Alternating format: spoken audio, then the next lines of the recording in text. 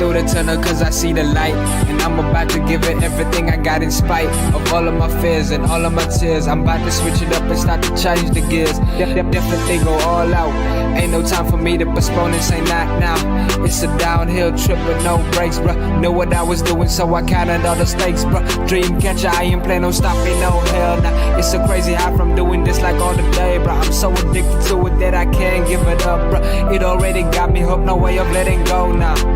Just so you know, bruh, I'ma chase it. Been running so long that I got shoes with no laces. Wishing of having a bunch of watches with a whole lot of different gold faces. Success coming soon and I can already taste it. Dream catcher, oh, it's bigger than you could ever imagine. So big that I'm wanting a mansion. Hope you're lucky enough that you could have one. It's a dream catcher, oh, it's bigger than you could ever imagine. So big that I'm wanting a mansion. Hope you're lucky enough that you could have one. I said dream catcher, oh, it's bigger than you could ever imagine.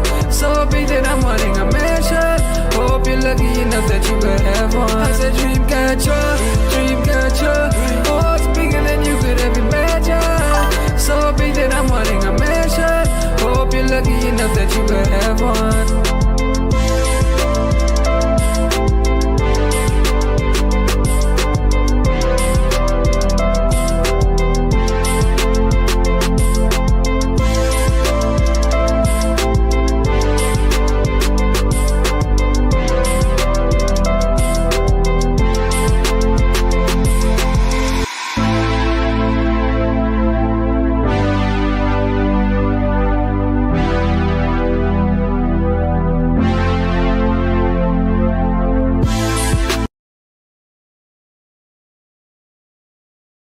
I'm a Raider, Oakland Raider, I'm a Raider, Oakland Raider,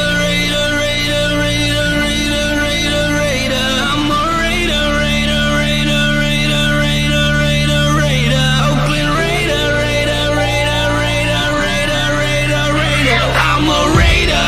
Like old school John Madden, Rich Gannon, and Marcus Allen. Attitude like John Gruden. We got loyal fans, they all rooted. Yeah, that's the sound of it. Let me hear it again, show 'em how the town does it. When we come through, just win, baby, what we gon' do? Got the other team shaking cause we hitting hard. R.I.P. Jack Tatum and R.I.P. Al Davis. Never been a traitor. I'm a Raider, Oakland Raider,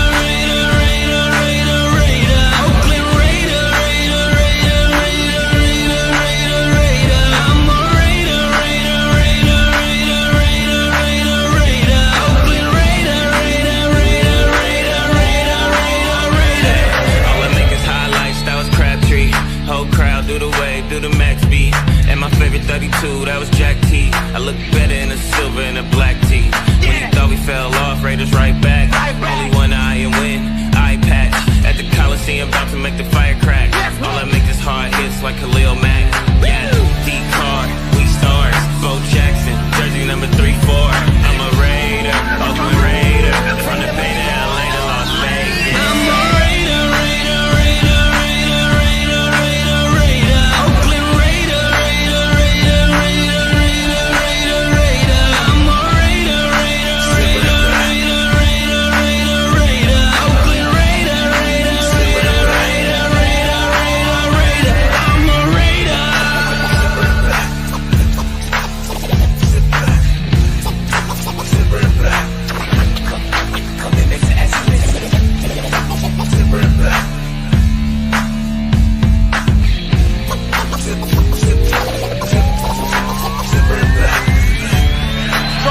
Intercepted in the end zone by Charles Woodson.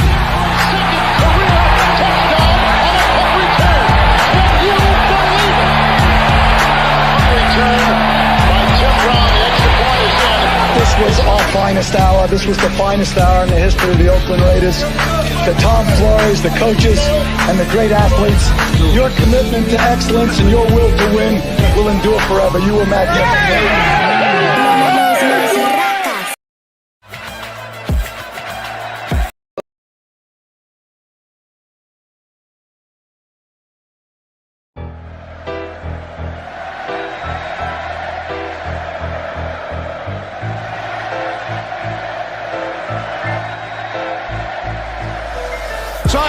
It's picked off. Oh no. Unbelievable. Oh, wow. Incredible. Chandler Jones and wins the game for the Raiders.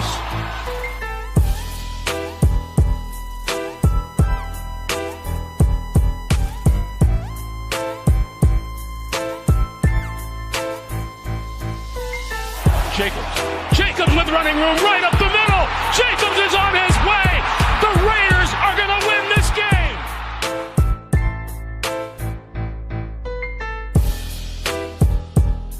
Devontae Adams chugging into the end zone for the touchdown.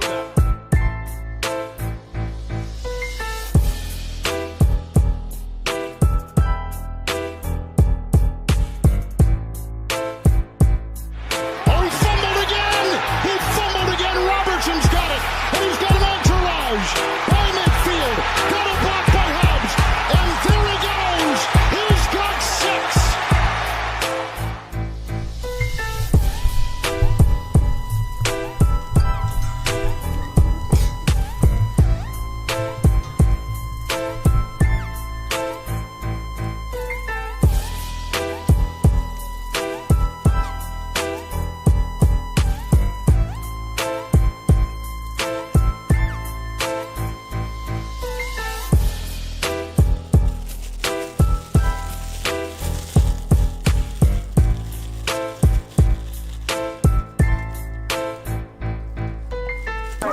When you have great coaches, then after you have great coaches, you get great players. You have a great organization, and you tell them one thing.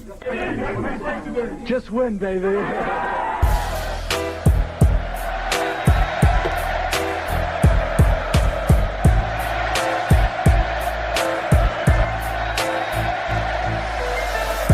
Welcome to the Just Win Baby podcast.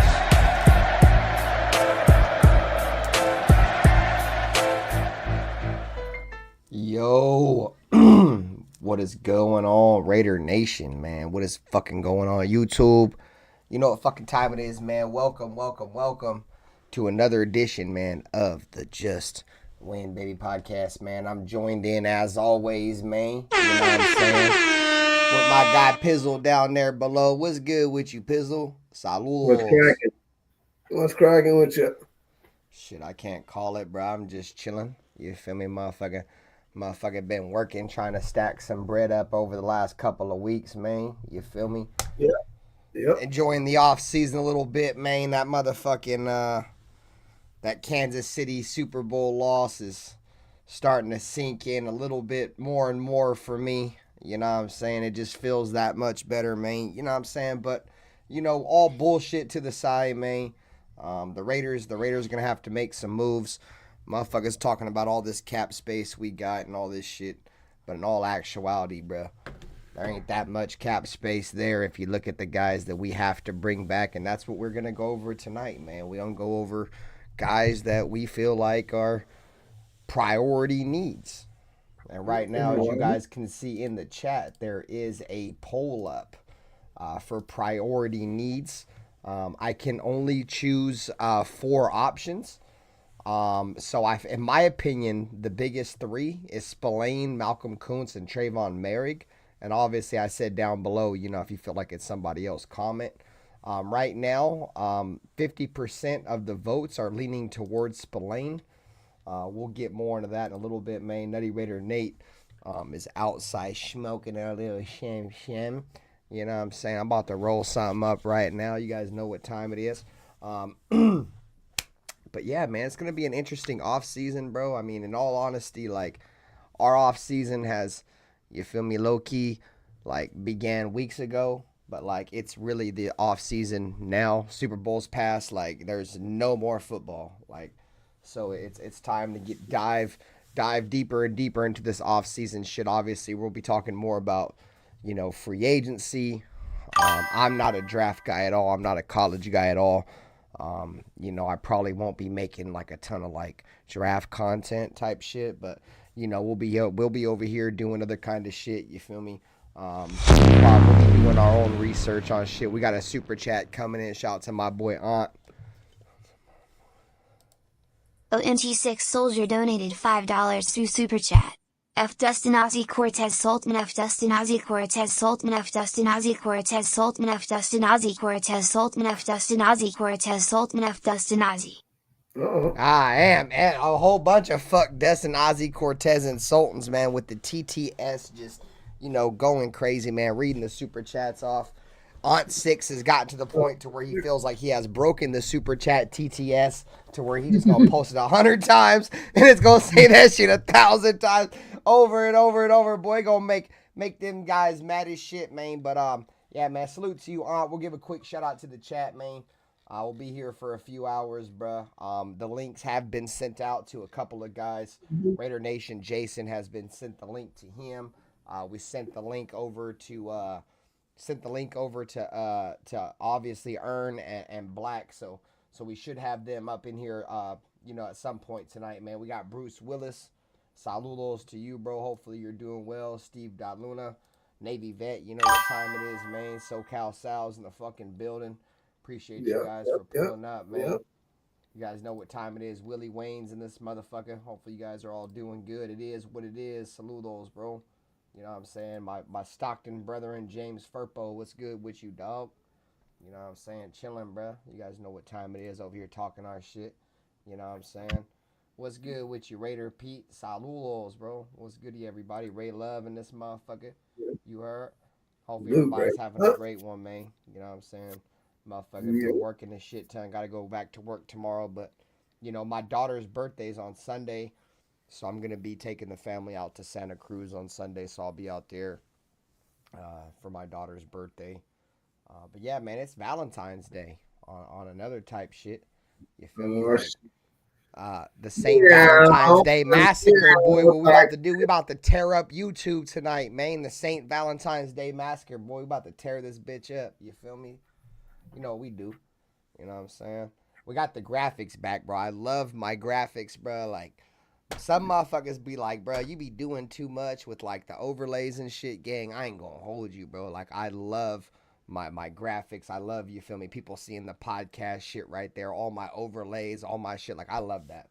Like, so I love having my OBS back set up, bro, because for, like, a few, it was, like, 2 shows, bro, that shit was just super bland, bro. I wasn't feeling it. What's good with you, Joe L.E.? Saludos, bro. I just like my shit. I just like my shit to be different, bro. Like, I don't like my show to look like everybody else's fucking show, dog. You know what I'm saying? Like, we different, bro. You feel me? Who made that song? Was that weak ass 2 Chainz? We different. I'm different or some shit, man. Fuck all that, bro. We different, gang. You know what I'm saying? The Just Win Baby podcast. What's good with you, Anthony Provencio? Saludos. What up, Dr. We ain't Gaffler? doing shit, bro. We chilling, letting everybody flock in. What's good with you, Gaffler? Saludos, bro. What's good with you, dog? My boy Pedro. Pedro used to do a show with me back in the day. I fuck with Pedro. All right. Exactly, Jolly. That's what I'm saying, bro. He said, makes your shit different. I fuck with it. Appreciate you, dog. What's good with you, Carlos? Where the fuck's Napoleon Dynamite at? Yeah, bro, like, you feel me? Like, you don't see nobody rocking that shit like me. You feel me? Like I said, dog, I honestly feel like visuals, in my opinion, bro, like, that's like 85% of the show, bro. Like, unless you're only here for the audio part. If you're only here for the audio part, I agree, dog. But, like, if you're trying to watch a show, like, my shit's lit, bro. I got the chat. I got Max Crosby smoking a wood behind the chat. You feel me? We got all this shit over here. You know what I'm saying? Motherfuckers can't porn bomb nobody. Motherfuckers come up here. We'll put, hey, we still got that picture of Ralph. Where's that picture of Ralph? Hey, the nutty one's in the building. Saludos. We got this picture of real shit getting socked the fuck out. What's good with you, Nutty Raider Nate, bro? We over here bullshitting, bro. I'm just over here talking shit, bro, waiting for motherfuckers to kind of flock on in this bitch. I hear you. How you doing? Good to see you, man. Likewise. Pizzle, my dog. What's up, bro? What's cracking, bro? How are you? Pizzle frozen? Is that just me? No. You guys hear me? Everything sound cool? Yeah, I hear you. You sound good. Yep, you're good. Surely, for sure. Yeah, good to see you guys. Chat, everybody. Let's go. Hell of a week, man. Fucking Hey, it's almost like we won the Super Bowl, bro. That part, dog. That part, bro. That's where I'm at, bro. But anyways, you kind of know where we was gonna get at, bro. We gonna talk about, you feel me, our free agents. You know what I'm saying? The motherfuckers that we need to bring back. I was watching Jeff's show last night. They did like some simulator or some shit, bro. Like I ain't dove into no off-season simulators or nothing like that. But I don't think y'all didn't already know the fact that we have a lot of money, right? But dude, we have a lot of guys that we have to bring back. I think after they signed like the majority of the guys back, bro, we only had like 25 or 28 million at all this money, bro. It's like even less than that, bro. If these dudes really get their full bag, what up, Ralph? It's like 17 or something, real little. Like, yeah, dog. Fuck we gonna do with that? Get like one mid-tier wide receiver or something. I don't know, bro. I don't know. Yeah, bro. There ain't that much goddamn cap space going around, bro. No, they got to sign 40 guys. Over they shit, bro, and I'm like, God damn, dog. We probably gonna have to let some motherfuckers walk. That's why I'm not too into paying all these dudes all that money. But if they want to stay, we got to try to work something out. But it's got to be team friendly for surely. Yeah, like I feel like I like Malcolm. I like fucking old buddy Nate Hobbs, bro. But like I feel like he can bounce. I feel like he can. Hey, that's a good. Yeah, he's just so injured all the time. I don't know. But I think that's a Pete Carroll kind of defensive back. So I think. Oh yeah, he drafted his teammate Witherspoon. He definitely, he fucks with Hobbs. Yeah, that's his type of ideal kind of cornerback right there. So maybe he can kind of tool him up and maybe they pay him. I wouldn't mind keeping Hobbs. I like Hobbs. I'd like him better if he was better on the outside, if that makes sense. Yeah, I feel like he's gonna want a bunch of money, dog, and he really can't do. Like he don't. In my opinion, it goes back to turnovers, dog. He don't do shit, bro. All he does is tackle motherfuckers at the line of scrimmage, tackle them behind the line of scrimmage. Shit, I'm sure there's a bunch of other corners that can do that same shit. Yeah, solid tackler. Solid tackler. His coverage skills are sticky, but he's just not an outside corner. So I'm not willing to pay him like that. So. If he got to go, he got to go. Cover, but I think to say Nate Hobbs' coverage is sticky is an overstatement. I think we went over his shit like, what was it, last year? And that motherfucker had like 68% of the passes thrown his way completed. His coverage is suspect as fuck. It's just in my opinion, he's your prototypical slot corner, dude.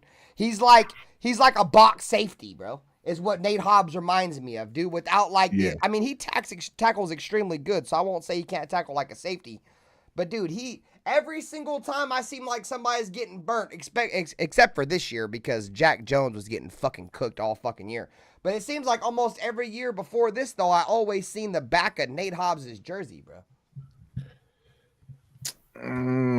I didn't think he did too bad this year. Yeah, you're right. Jack Jones was the. Yeah, it's because Jack Jones, you were seeing so much the back of his jersey, you forgot about everybody else. Yeah.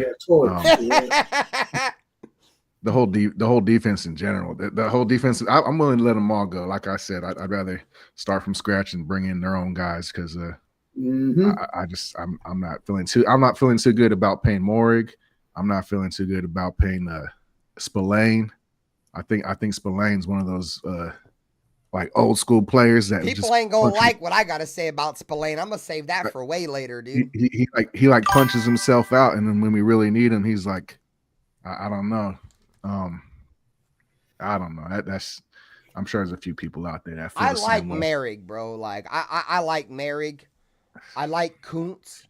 I just think with Kuntz, it's like, what can you really pay Kuntz? You know what I'm saying? Like, he missed an entire year of football. Like, you can't really pay him too much money. You know what I'm saying? I like Chazon too, but like I'm pretty much out on like Nate Hobbs. I'm out, bruh. I'm out on Divine Diablo, bro. He can walk. Yeah, I'm out on Bob Spillane. I'm out, dude. I'm out on the majority of these free agents, bro, of our own, bro. Like, I'm good, bro. I'm gonna bring up the list here in a second. But those are some guys, bro, that I can name right off the rip. I know that big name guys, but like Hobbs, I'm out. Epps, I'm out too. Fuck Epps, dude. I'm good. Oh, that's not even walk. Epps can walk. I wasn't even thinking about him. Yeah, yeah, bro. You know what I'm saying? Like, we gonna bring up the list here in a second, but I'm just thinking of just random motherfuckers off the top of my head, bro. Like, I'm good. Like, I want to bring back the young playmakers, bro, that I think that are gonna be good for us, bro. Like, I want to. Spillane about to be 30, dog. Like, I want to bring back Kuntz. I want to bring back Chazon. You know what I'm saying? I want to bring the only veteran motherfucker I see back there that I want to bring back is probably Adam Butler, dog. But there ain't too many of these old motherfuckers I want to bring back. What was you saying, Pizzle? I know you was trying to talk, but I was just going on a spill. What up, A-Bomb? Fuck the Niners. I was just saying that, I think that, we definitely got to re-sign Kuntz, right? Because I think that we've already got a few years out of him, and we haven't really got to see his potential, right? Last year we got to see, not this last year, but the year before we got to see him get 8 sacks in the back half of the season. So, but then he got hurt.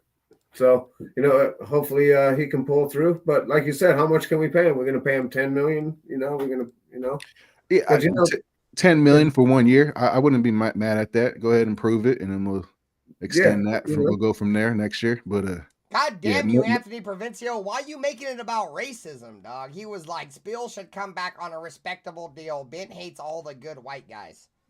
No, it's got nothing to do with that, bro. I feel like the 2 white guys on our goddamn defense are overrated as fuck because they're white guys, bro. Well, he's slow as fuck, bro. I mean, that's my problem with him. Like, he's just slow. Spillane, you want to know what Spillane is, bro? Spillane ain't nothing but a motherfucking white version of Tahir Whitehead, bro, that gets a couple interceptions every single fucking year, bro. You guys remember Tahir Whitehead? That motherfucker would be tops in the league in tackles every year, 150 tackles, but 125 of them come 10 yards down the field, bro. Like, motherfucker, you making 125 tackles after they get a first down. I ain't trying to hear that shit. Those are different quality tackles, though. Whitehead was chasing. Spillane chases a lot too. What do you mean? I see Spillane meeting people in the hole. Oh, so I seen Tahir meet people in the hole too, but Spillane stays. He like chases too. Tahir was always catching, chasing. I've seen Spillane choosing the wrong hole sometimes. Yeah, too, that can happen. That can happen. I definitely see that. That's what I mean by like he punches himself out and he kind of checks out like he's. Later in the game, exactly where he's supposed to be. You know what I mean? Yeah. He's not reading the defensive line. He's not reading because that's what you're supposed to. You're supposed to fill the gap, dude. I'd rather see let them do and then go where they're not going to be, because that's where the guy's going to cut back. Man, your mic is fucking. It like tweaks out. It peaks out and then it goes low. Hold on. I said I would rather have fucking. I'd rather get Gainer out there, dog. Then keep fucking with old ass Spillane. Or Ferrari, let's give him a shot. We're fucking rebuilding, dog. I'm not trying to sit here and keep rocking with these old ass players, bro. Like, I agree. Overpaying them. I wouldn't mind bringing them back, but if we're overpaying any of these that's fuckers, what I meant to say. Yeah, I ain't trying to overpay these old ass. If we're overpaying any of these motherfuckers for losing, for a few years of losing, fucking terrible effort, as far as I'm concerned. Fucking bunch of L's, they better come back for the discount. If not, fucking good luck.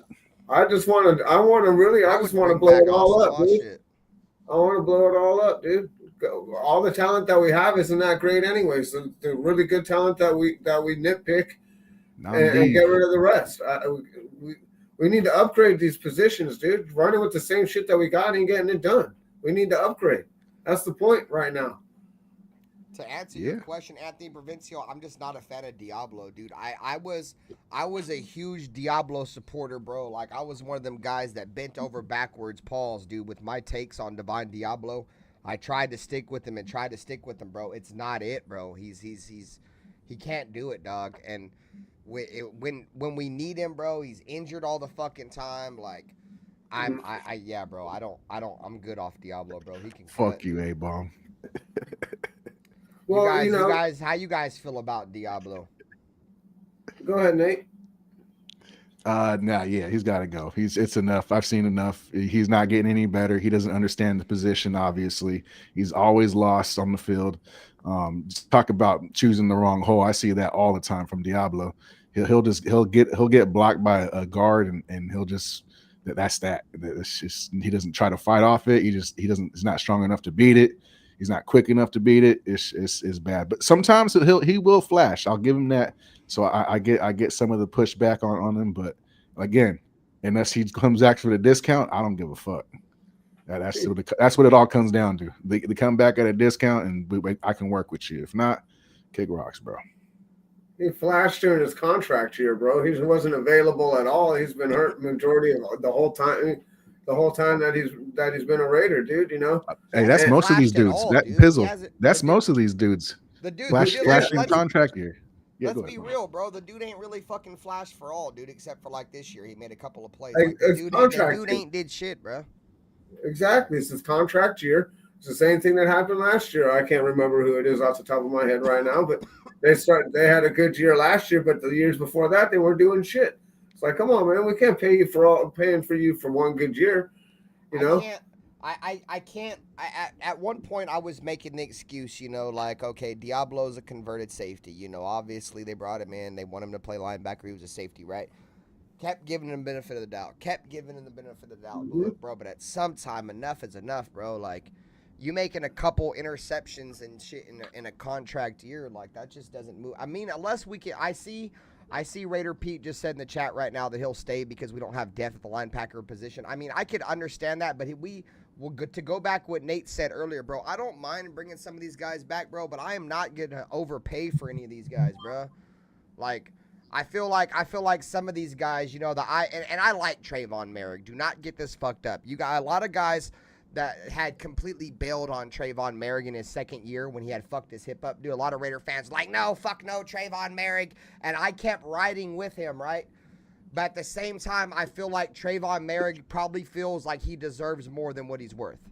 I don't feel like he deserves, you know, one of the higher paid safeties, but he might go chase that. You know, maybe since we brought Patrick Graham back and he has some stability, from what I understand, is that Trayvon Merrick was going to dip because he thought not only was AP going to be gone, but Patrick Graham was going to be gone. So now that Patrick Graham's back, maybe he'll stick around. You know what I'm saying? But at some point, bro, like, I can't keep dealing with Diablo's shit, bro. Like, I feel like he's going to want, you know, 12, you know, to 15 mil, bro. That dude's not worth that, bro. No way. I'm thinking like 2 or 3. Yeah. See, like Anthony Provencio just said the same thing, bro. 12 to 13. I've heard shit, bro. Like, this motherfucker gonna make like $10+ million a year. No, bro. We gotta let the hoe go. We gotta let that hoe go. With the Ravens or something like that, and he'll probably win the Super Bowl, but not with the Raiders. Yeah, he ain't good enough. You gotta go, bro. We got, like I said, this is a perfect opportunity to let all these flunkies go, dude. We got to re-sign 40 of these guys. It's a perfect opportunity to let all these guys go and do it and start upgrading. There's gonna be. Yeah, go ahead. No, go ahead, Nate. No, I was just gonna. No, keep going, Pizzle. Keep going. But for me, and that's what they basically want to do anyway. Is he going to be able to come? Is Diablo going to be able to come in here and run the cover 3? Because, you know, I believe that's what Pete Carroll likes to run. I don't know, you know, what Patrick Graham's going to have in mind, but I know Pete Carroll's going to want to do what Pete Carroll's going to want to do. That's what made him successful. So I don't see him really getting away from what's made him his bread and butter, bro. I don't see him being a Cam Chandler or Chancellor or you know, anything like that. So, you know, I don't see where he fits in.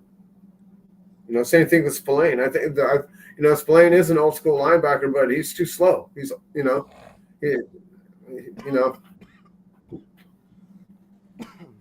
and like I said, sometimes he hits the hole and he hits the wrong hole. And, you know, he tries, but sometimes it's just his, you know, he's just not good enough, dude.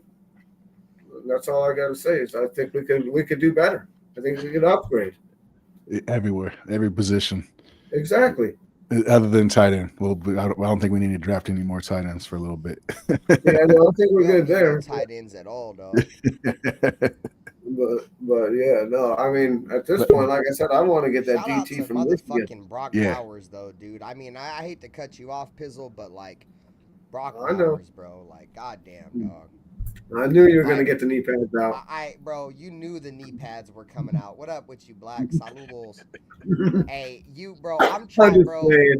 Like, you're one boy. And check this out, bro. Like, I've been wrong about a lot of motherfucking things, bruh, but I'm not gonna lie. I think not just I though. Let me not sound narcissistic. We as a show, we've called a lot of shit, bro, over here on this page, bro, for like the last 2 years, dog. Plus, and not only have we called shit, but like we've been wrong about our shit. We've stood on our shit, bruh. But like. Bro, this shit is fucking crazy, dog. We called the whole Tyree Wilson shit, bro. You feel me? Motherfuckers, we was jumping over motherfucking hoops, well, at least I was, for Brock Bowers, and motherfuckers was calling me crazy for that. Bro, I'm feeling myself about the Brock Bowers pick, bro. I'm always going to feel myself. And it's not because I was right. It's more because the Raiders made the right pick, dude. And that's something they never do, bro. And you can see what we could have been if the Raiders made more picks like Brock Bowers, dude. Just take the fucking best player that's there, dog. Stop doing the dumb shit. When we stop with the dumb shit and we stop reaching for players and we do what we did with the Brock Bowers pick, we will be able to rebuild our team to a successful team again. You cannot win if you do not build in the draft, bro. And I'm hoping that this Brock Bowers pick ends that draft. Obviously not just the Brock, but you know, the Brock, the JPJ, and the Glaze shit, bro. Hopefully we can break this draft curse, because if the Raiders ever have hopes to being great again, it's going to start with how we pick players, bro. Well, yeah, we got to stop drafting injured players for number one, and we got to stop getting projects at high positions of draft. Like, why at number 6 we shouldn't be getting somebody who's a project. Like, we should be getting somebody who knows exactly what. We shouldn't be taking a player like Tyree Wilson, is what you're saying? Well, yeah, exactly. You know what I'm saying? Black, you're on mute. You weren't excited for that pick? No, definitely not excited for that pick. You said, was I what? You was on mute. What's good with you, though, Black? We was just bullshitting you. You was on mute this entire time. What's good with you? Oh yeah, I'll be putting it on mute so that way it don't give feedback sometimes. You know what I'm saying? Sometimes it be echoing and I don't be trying to fuck it up. But yeah, shit, I'm good, man. You know, I'm just listening to you guys talk about burning up the whole top 5 defense we had last year. Get rid of the whole top 5 defense. Top 5? Start over. Whoa. Burn that shit down, yo. So nah, bro, we was just talking about free agents and shit, bro. And speaking of that, man, we do got the poll in the chat. Let's see where we rocking at with the poll right now. Let's see where y'all at. So I made a poll in the chat, and the poll is I only get to make 4 options. I put my top 3 options up there in terms of who's my priority, and then I put someone else, which is I'm allowing the chat to choose. So my priorities were Spillane, Kuntz, and Merrick. Someone else is the comment below, last one. So right now it's 40% of the chat thinks Spillane is the number 1 priority of re-signing right now. 12% says Kuntz, and we got a tie in 24% with Trayvon Merrick and someone else. So if y'all chose someone else, let me know in the chat who you think is up there in top priority. And mind you, I said I'm not a Spillane fan, and I'm not down. I'm like not 100% sold on bringing him back, but I do think he's going to be a priority for the Raiders because we don't have no fucking linebackers, dog. You know what I'm saying? So. Well, I think it's crazy that they think only 12% want to bring back Malcolm Kuntz. I think those guys have been smoked. What are you guys smoking out there? Yeah, bro. I feel I can see the 12% in terms of people are worried because they don't want to pay him a bunch of money because he was injured all of last year. So I understand it from that sentiment. But if he comes out and plays next year, dude, and he's healthy, yeah, bro, I don't understand 12% neither, bro. Bro, in my opinion, I said this last year. And obviously your best ability is availability, dog. Yeah. I think Malcolm Kuntz is better than Max Crosby, dude. Yeah. And I am gonna stand on that. And obviously, I'm eating my crow right now because Kuntz is down. But if he comes back, bro, because Kuntz has, dude, if you see his like in camp, dude, he's got bend, bro. He's got that Alden Smith fucking bend around, bro. He's fucking special, dog. He's fucking special, bro. And not only does he have the ability to get to the quarterback, but when he gets the quarterback, he's looking to take the ball away from the quarterback, dude. He don't just want the solo stat. Oh, I got the tackle, I got the sack, I got the fumble. Like Malcolm wants to take it away for the team, bro. So yeah, you know when you get a strip sack, when you get a strip, it's considered a strip sack anyway. You know that when you get it, exactly. When you if you just knock the ball out of the quarterback's hand, that's still a sack. Yeah, exactly. That's why it don't make no sense. And go after the ball. I'm not trying to go out and say that Max Crosby doesn't go out and try to take the ball away. I've seen him, go out and rake. I just don't think he's very good at it, dude. You know what I'm saying? No. And in all honesty, I think Max Crosby still has the same issue that he had coming out of college, bro. The dude is undersized, bro. He's not strong enough, bro. He needs to get stronger, dog. He's bro, if he can't get around you on a spin move, dude, he's cooked. He's not really running any tackle over in the National Football League, dog. Like, he's got to put on some muscle, bro. What up, baby? His moves, he's limited with his pass rush. He's fast as shit, and he's lengthy, and he can do the spin and all that, but he as far as like combinations and stuff like that, he's out there how would you say improvising most of the time, and he doesn't really have a game plan. He just kind of going with the motion and taking whatever the offensive line's giving him. And a lot of times if the offensive coordinator realizes that soon enough, they make adjustments in the game, and he gets exposed, and he has gotten exposed. Oh yeah. So yeah. And it's crazy, bro, because I feel like I'm not. Let me not be a hypocrite, because I do feel like a lot of the reasons why I'm starting to not like Max Crosby, they're more personal than they are really his play on the field. His play on the field. This is what I will say about that. He's a good player. I'm not gonna say he's fucking great, bro. Yeah, I'm not gonna say he's fucking great, bro, because when I think of great players, I think of TJ Watt and fucking old buddy Garrett. Those are great players, bro. He's a good player, dog. So let me ask you a question. Hold on. So would you get rid of Max Crosby and bring over Myles Garrett right now? I would trade him straight over there right now. Give me Garrett at 40 years. Give me Garrett at 40, and I'm taking him at Max Crosby at 26, dog. Yeah, if we're paying Garrett money anyway, we might as well go get Garrett. Right, exactly. Right, that's right. the point. If we're gonna give him a bag, why don't we go get Garrett? Right. Come on, what the fuck are we doing? Well, anyways, I was trying to say, so Max Crosby, he puts up numbers. Okay, he gets tackles for loss, pressure. He's only one of 5 defensive ends that have had these many pressures and blah, blah, blah, blah, blah. I get that. Okay, congratulations. Here's your money. We don't win no football games because of that. You know what I'm saying? But I would be willing to go out on a fucking limb and tell you guys, he's the motherfucker that introduced the cigars to the locker room. He's the motherfucker that encouraged smoking cigars over irrelevant ass regular season football games. You know what I'm saying? He's the same motherfucker that said, if you guys don't bring back Antonio Pierce, I'm going to demand a trade. He's the same motherfucker that said that once the Raiders went on a 9-game win streak, he's shoving coaches on the sideline. Like, that, bro, that is unacceptable, bro. You cannot have that motherfucker that does that kind of shit. One of the highest paid defensive players.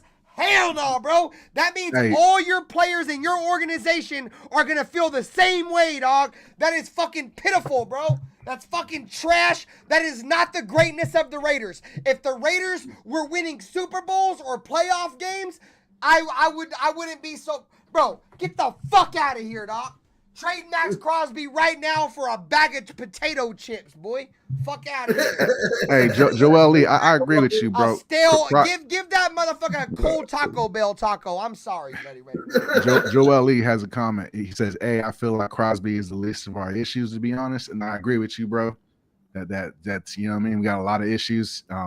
But as far as him moping around the facilities and hopping on podcasts talking about he doesn't want to be there anymore, or he wants to be somewhere where they're winning, and he don't want to be there, bro. So if that's really the case, and if that's an issue for me, Yeah, that's it. It's not his fucking play on the field, bro. He's a fucking, respectfully, a bitch, bro. I'm not dealing with that shit no more, dog.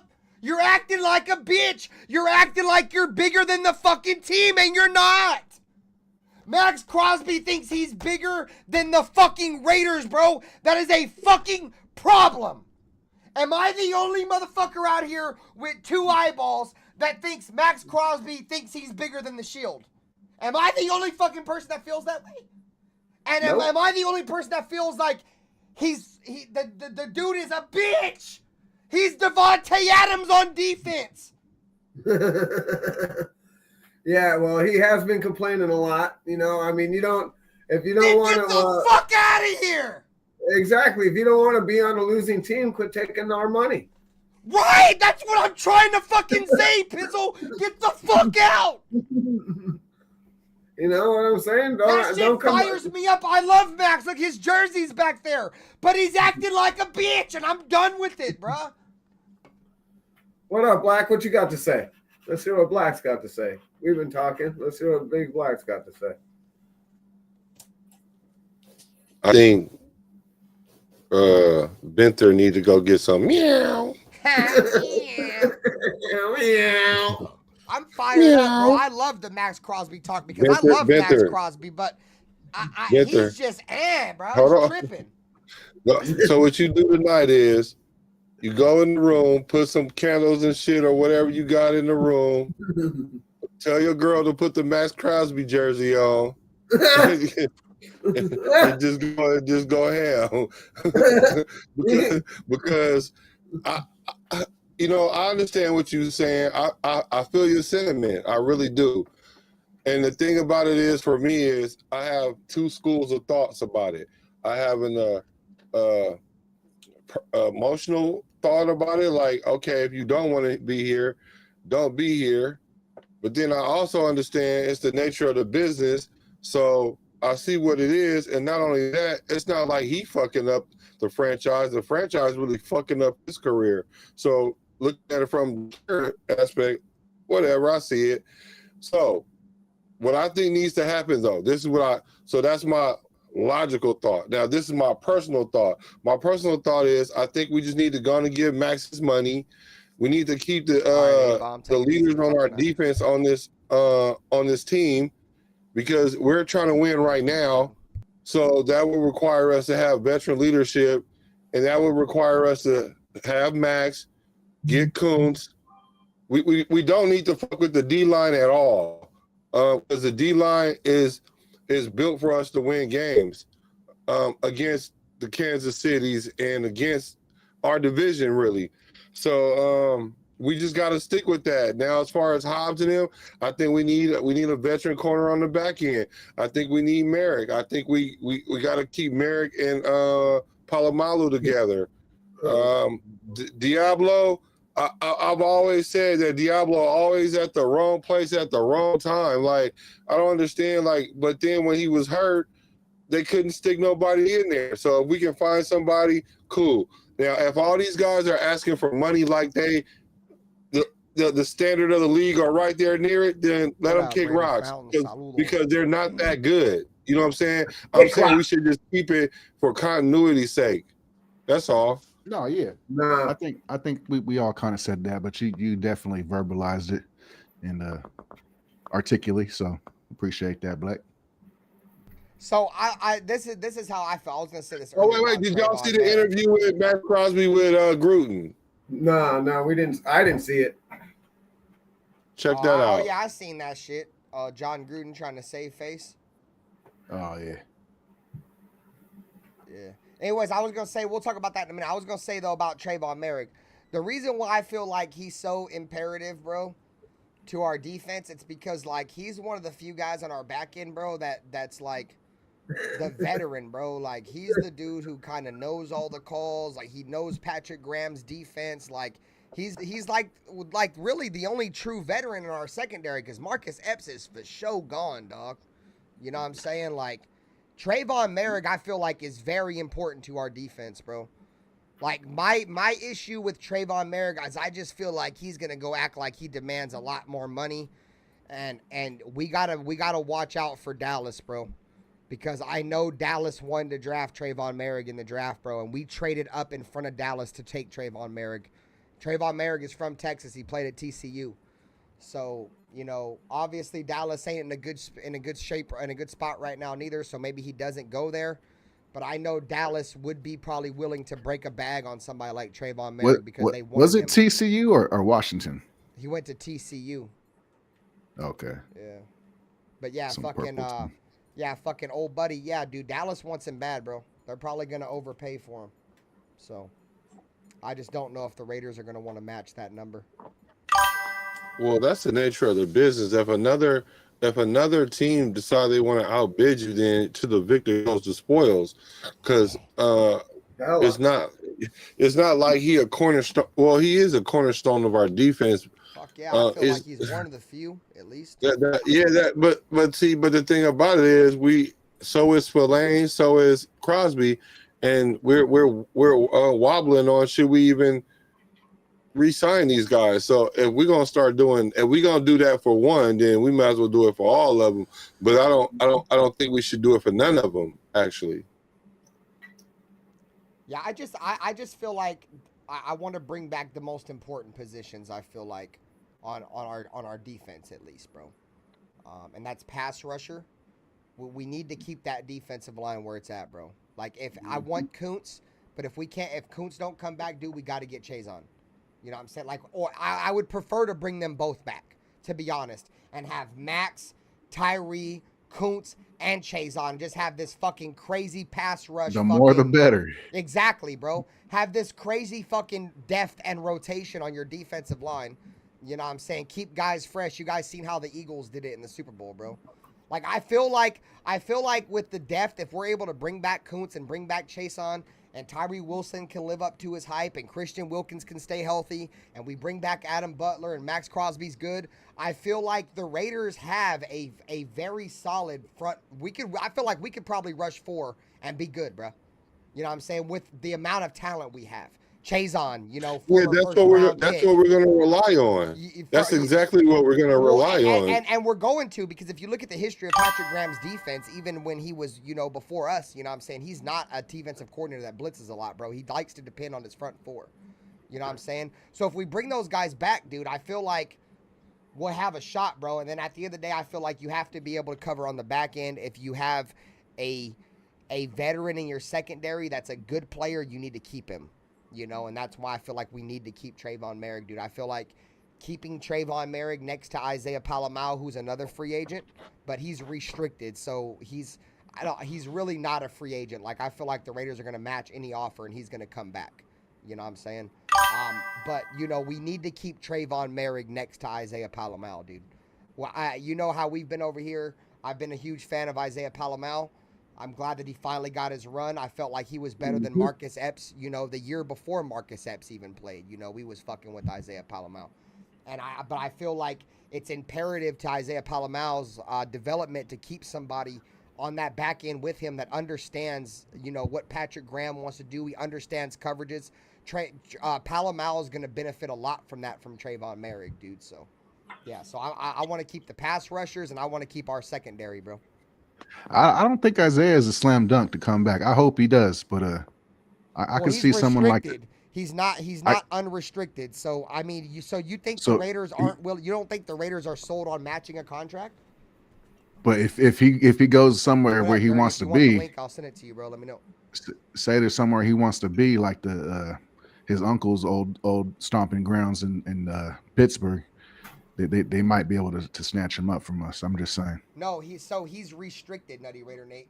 So he's unrestricted means he can go wherever the fuck he wants. You know what I'm saying? Restricted means he can want to go somewhere, but if the other team offers him a contract, we have the ability to match that contract, and he can't deny it. He's restricted to the Raiders for another year. He's not an unrestricted free agent. Yeah. Okay. It's super complicated, but that's how it works. You have unrestricted free agents that have the ability to go wherever the fuck they want. They're unrestricted. Oh, they want to offer you more money? Well, fuck you. You know, I don't like the Raiders. I want to leave. He's restricted. So the Raiders can match any offer and bring him back. It's almost like a franchise tag, kind of, but other teams could actually put in an offer on him. That's stupid, then. That's stupid. Yeah, I don't understand the point of it being a free agent either, right? Unless the organization is just willing to move on from you. Sometimes you'll have restricted, like say if Isaiah Palamau had a shit year, right, Nutty Raider Nate, and he was a restricted free agent. Oh, well, we want him. Okay, well, fuck you guys can have him type shit, right? Compared to, oh, no, Isaiah Palamau had a great year. You want to give him 12-5? We'll match that. You're staying. And then what you do is at that point, you work that long-term deal out at that point because now you see that other teams want him, you know? And that's where a lot of players get their leverage from them restricted free agent contracts. But yeah, man. It's all a leverage game. Yeah, exactly, bro. So I think I said keeping Merrick and Palamau back there, dude. Keeping Jacorian. Obviously, Jacorian Bennett's not going nowhere. Let Jacorian and Trayvon and Isaiah Palamau, let those guys develop together, bro. Let that be, you know, your what would be maybe your next Legion of Boom, right? Go get yourself another corner. Jack Jones ain't it, bro. You know what I'm saying? No, Jack Jones. Jack Jones ain't it. Jack Jones. Who? Jack Jones. Jack Jones. Jack Jones ain't it. But now we can leverage him though to get it like to get something. Hell no! Don't nobody want Jack Jones. The Patriots cut him. He cleared 32 teams or some shit before he came to us. Don't nobody. Oh damn! That's like saying Andre James is worth a 3rd round pick.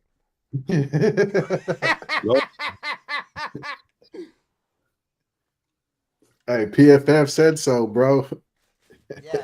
Yeah. So no, Ben don't understand. He can get a 3rd for Andre James. Oh, somebody will give him a 3rd. You getting a bag of stale potato chips for Andre James? Somebody give up a 3rd. You can find a center. You can plug him in right now. Watch, he'll go to another team and block hella good. You can find a center in the 7th round and start over Andre James. I swear to God. Part, dog. I swear to God. I swear to God. Hell no. So NP7 said if the Raiders have a shot, do you think that we should trade up or we should trade down? If we're gonna trade and we're not gonna sit tight. I already told y'all hella time we about to trade up. So like, you think we're gonna trade up for a quarterback? For sure. So you don't think one of them quarterbacks are gonna fall to 6? So this is the whole thing about that. That's a great question because now I'm looking at the recent mock drafts. I don't even see Shador on the like top 10 some shit, right? So what up? So I don't know. Chandler Jones. I don't know what that means. It can mean a few things, but to me, I think it either means that he'll drop to the 6th and we'll pick him up. But on draft day, this mock draft shit don't be really accurate. So I think that if the vibe is he's gonna go in the top 5, we're gonna move up. That's the reason I think just firmly, this is my belief. This is me believing that the reason why we got a GM like Spy Hunter is because he's aggressive. Yeah, so I think Telesco may not have done that. And so I think we got an aggressive GM. So I think that we're gonna move up.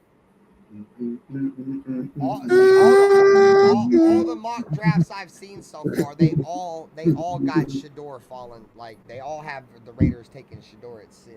Hell yeah, tank for Shador, fucking idiots. Yeah, right. Fucking idiots. All you fucking JOs in the stands with the signs, you need to go fucking slap yourself. That part, hey, talk that shit, dog. Yeah, all you motherfucking tank for Shador, motherfuckers, dog. Dummies. We told you, motherfuckers, bro, motherfucker was not worth it. They already have this motherfucker projected to go at least to us, if not past us. Respectfully. You know what I'm saying? Like, if not past us. Don't believe that, y'all. Shador is a top. Bro, Shador and Cam is like neck and neck, bro. Don't believe the hype. Dude, I'm not down for taking either. I'm not down for taking either one of these guys at 6. But if I had to choose between Jackson Dart or Shador Sanders at 6, I'm taking Jackson Dart over Shador Sanders, bro. I'm straight, bro. Because Shador's going to have to sit too, bro. If you come out and force Shador out there, bro, and he gets fucking wrecked, bro, and he's going to start crying, his dad's going to start crying, it's going to be a whole big-ass mockery. It's going to be a shit show, dog. You cannot have that, bro. No fucking thanks, bro. I am fucking good. I would way rather go out there and let Jackson Dart get killed with damn near no expectation, bro. Like, obviously will be some expectation. But motherfuckers, they see Sanders, Deion's son, and that fool fails, bro. It's going to be fucking goddamn Hiroshima in Raider Nation. The Raiders You know why it fucked it wouldn't up go again. down like that? They fucked You it wanna up know why it again. wouldn't They go down drafted like that? Jamarcus Russell all over again. Yeah, no fucking. You want to know why I wouldn't go down like that? Fuck it, Because definitely Tom gonna Brady go and down like that. Deion have a relationship, and he Hell wouldn't like No publicly do that shit, but he definitely be on the phone like, come on, Tom, what we gonna do here, Tom? I mean, like, my son out there getting killed. Y'all just gonna sit there and let my Andre James. Do somebody Andre James. I mean, like, God darn. Get that boy out of there. He can't block for me at CSU. He can't block for me in Colorado. I'm straight. Yeah, it's great. I love fucking Black. It's hilarious. What up, Jade Hawk? What up, Jade? Get Andre James up out of there. Andre James, God darn. Black Yeah, he Sanders. is garbage. I give He you said that. Black Sanders. Motherfucking stupid one. Nah, bro, I don't know. I just feel like, you know, if you fail with like Shador, not only it's like you're gonna suck, but it's like, dude, there's so much bullshit that's gonna come along with that, bro. Like, and we can't have that as the Raiders, bro, because motherfuckers can't. They want to see us fail, bro. The league loves to see the Raiders lose, bro. Like, motherfuckers say the NFL is better when the Raiders are good. That's why motherfuckers love to see us lose, bro, because they don't say that shit about no other motherfucking team. They want to see the Raiders lose. They want to see us fucking cry every single fucking week. They want to continue to make a mockery of our fan base.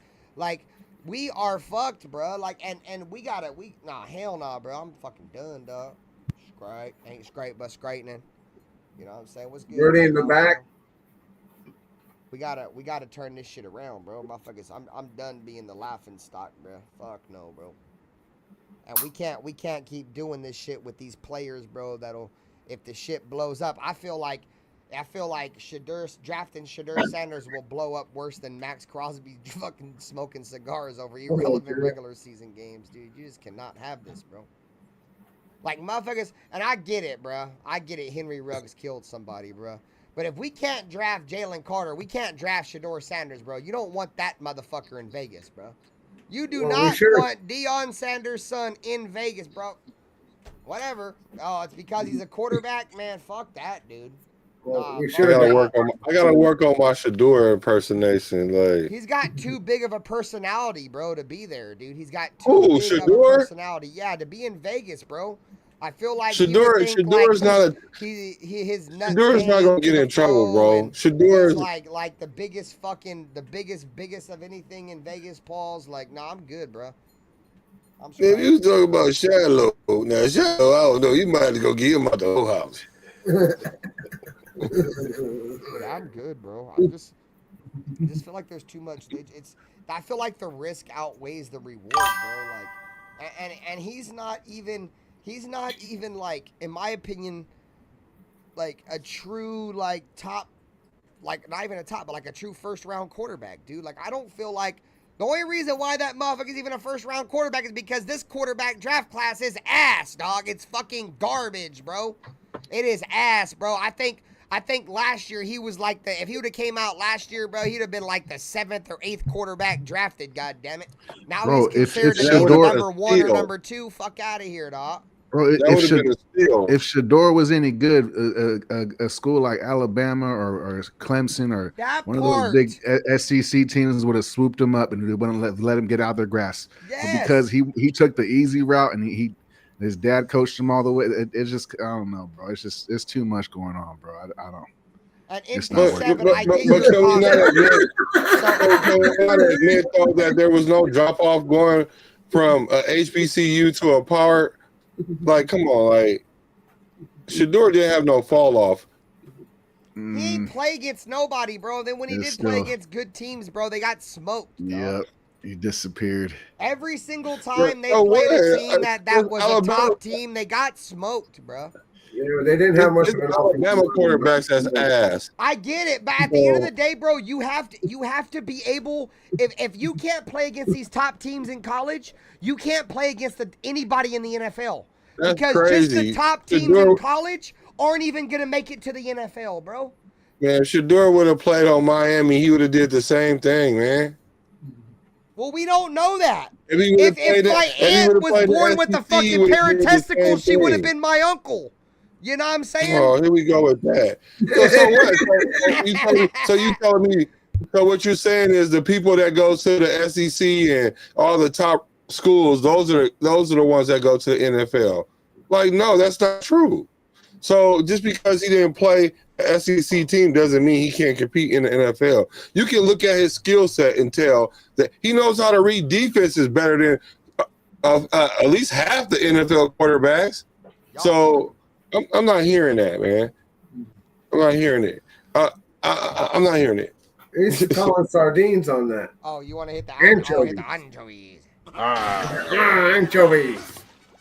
No, y'all the one sitting there saying he wouldn't do it. You can't prove that. He's every level that he's been at, he's excelled. He opted out. He opted out of the Senior Bowl or the Reese's. The Senior Bowl, the main one, to go to the Shrine Bowl because he wanted to play with his boys in Colorado. I kind of see the strategy there. It's like a strategic kind of move, but at the same time, like you're running away from the smoke again. Like you have a chance to go. You have a chance to go separate yourself. Yeah. Go head to head with the best players of the best, and he went and took the easy route again. Went and took the Shriners route. Went and took the Shriners kid route and shit. Yeah, like a Jerry's kid. I mean, the Shriners give us a lot of money in Colorado. You don't know what kind of money they be giving us. Dog Pound had a question for us. He said, "Do y'all fuck with Jalen Milroe?" Let's ask Pizzle this question first because Milroe. Pizzle's an Alabama fan. Go ahead, Pizzle. How you feel about Jalen Milroe? No, not in the number 6. Maybe in the second round, but definitely not in the first. Nope, definitely not. No, he just said he's athletic. It's just a general question. Do you fuck with him? Like, would you be willing for the Raiders to draft him? I'm 50-50 on that. You have to have maybe with Pete Carroll because Pete Carroll will actually help develop him. You know, he'll actually help teach the kid how to do something. Like the last coaching staff that we had here, I wouldn't trust him with them. But yeah, actually, I probably would. I'd probably do it, but not at 6. Yeah, I draft that motherfucker in like the 6th round. Fourth. Y'all fuck with Milroe. If he's there in the 4th round and we don't address the quarterback position, we gotta pull the trigger on. In the building. Yeah, I sent him the link. Some Ika Mouse. No, please that's a porn bomber. Oh, never mind. That's ganja smuggling. Please don't. Yeah, I think the majority of us on the panel, like, we'd fuck with Milroe if it was like the 4th or lower pick, but definitely not at 6. What's good with you though, Dirty? Saludos. Fuck you on. What's good, man? Hey, man, look, I was trying to pull up before y'all changed the subject. Shiloh and Shador are 2 different people. You know what I mean? Neither one of them are their daddy in his prime. There's somebody whose actual name is fucking Shiloh. Isn't that like the name of a dog or some shit? Like it's Shiloh. Shiloh Sanders is the player. Look, he's the one who wears 21. Son, fucking honey pops or some shit. Look, if we get Shiloh, I wouldn't even mind Malu or Morik walked. It wouldn't even bother me. Just being honest. Simply because of the way he plays the position. You know what I mean? He's not afraid of contact. He's fine replacing either one of them. But Shador is a very level-headed kid, man. Shador took a road that a lot of good quarterbacks take to get to the NFL. He went to the junior college route. You know what I mean? Then he went to the HBCU. He performed over there. And then he got to the big boy league where he performed again. So, like, the road to the NFL, it doesn't matter what road you take to get there. It matters what happens when you get there. And Cam took that same road. Cam took the same road that Shador's taking. He went to a JC. You know what I mean? He went to a big school, then he opted out, went to a JC, then got his shit back up and went and played at Arbor. And now you know him as Cam. Like, sometimes it really does not matter what road you take. They don't all lead to the same place. You know how many motherfuckers go to these big name schools? They ain't even looked at as a UDFA. They got these motherfuckers going over to the motherfucking Canada League. That's shipping where them over. Shador needs to go. Shador needs to go to Canada League and play on the same team the fucking potato chip worker fucking Eric Harris played on. Fuck him too. I fucking hate Eric Harris, dumbass. Fuck him. He's the most mature quarterback in this draft. I don't give a fuck. That shit don't mean nothing. That shit don't amount to wins. It do amount to wins. Hell no. What did Shador Sanders win in college? That motherfucker ever win a Heisman? Did he ever win any like big bowl game? Did he ever fucking play good or play like lights out in any big game? Every time they put the light on Shador Sanders, he was like a cockroach, dude, and climbed underneath the fucking shelf somewhere, dude. I ain't hearing none of that shit. Shador Sanders sucks. Let me ask you a question. Did Aaron Rodgers win anything in college? Man, we trying to compare motherfuckers that ain't even came to the league yet to Aaron Rodgers. I'm just asking. We talking about niggas winning shit on the college level. In all honesty, Sanders wouldn't even be talked about as an NFL quarterback right now if he didn't have his dad's name attached to the back of his jersey. Keep it all the way big. I don't think that's true. He'd be taking his ass over to college football and playing with Eric Harris's son. I don't think that's true. I don't think he's good at all, bro. From what I've seen, bro, nope. And I dictate like, okay, you play good against some fucking team from fucking middle Alabama, fucking in the sticks, fucking Amish school, you'll light them up. But as soon as you play against a ranked team, it's like 42-3. You just got completely fucking obliterated. No, I'm good. I'm good. Scrape, but scraping. What up, babe? Happy Valentine's Day. Love you. Yeah, ain't scrape, but scraping, dog. All right. Let's take his last name out of it, man. Let's just take his last name out of it. Okay, if you take his last name out of it, he's an undrafted free agent that's going to the Canadian Football League. So, in the top 100 players in college this year, Travis Hunter was number 1. Yeah, because Travis Hunter saved Shador's ass more often than not. But Shador is number 20. Yeah, because this draft class is ass at quarterback. That's why. Take his name out of it. Top 100 players in college, he's number 20. Because there ain't no quarterbacks coming out. There ain't no quarterbacks coming out. Being number 20 is pitiful when there ain't no quarterbacks, dog. You're number 20 at the most important position in football, and you're number fucking 20, bro. It's a lot of other positions ahead of him. The quarterback is the most important position. You should be like, if you're considered one of the top quarterbacks coming out, you should be like number 1 through 5 on that list. You're number 20. No, fans say it's the most important position, but it's not. What do you mean fans say it is the most important position, not only in football, but in all of sports? Fans don't just say that. No, it's not. No, it's not. No, it's not. I beg to differ. I think the offensive line is the most important position in football. I think the left tackle. Left tackle. They say left tackle. I think the DT is. It's a matter of opinion. If you don't have a quarterback, you're not gonna fucking win. It don't fucking matter, dog. If you ain't got a line, you ain't gonna win. It don't matter. You can get by with a mediocre fucking line, bro. You ain't winning those Super Bowls with no irrelevant ass quarterback, dog. If you get by with a mediocre line, the motherfucking Kansas City Chiefs would not have got their ass waxed in the Super Bowl. Yeah, but like you're comparing a mediocre line to a defensive line that's probably one of the greatest to ever play in a Super Bowl. So that's why I say you got to have an no shit that offensive line's gonna get blown up. Because even with a great quarterback like Patrick Mahomes, without that line up front, he couldn't do shit. Hey, not they goddamn thing. They don't have that bad of an old line. They're That's why I said if they not that bad, he sucks. So which one is it? I mean, but at the end of the argument I'm trying to make is if you don't have a quarterback, you're not gonna win. Period. No, you have to have somebody back there, bro. If you have a nobody quarterback and a good O line, bro, that you're still not gonna win a Super Bowl, bro. This isn't the times of the Brad Johnsons and them quarterbacks, bro. The Trent Dilfers. You're not winning with those quarterbacks anymore, bro. Is the point that I'm making.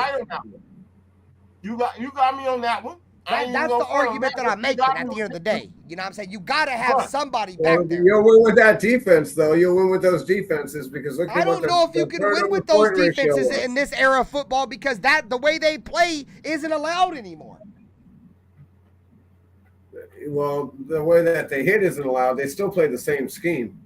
It's all the same a lot of their scheme was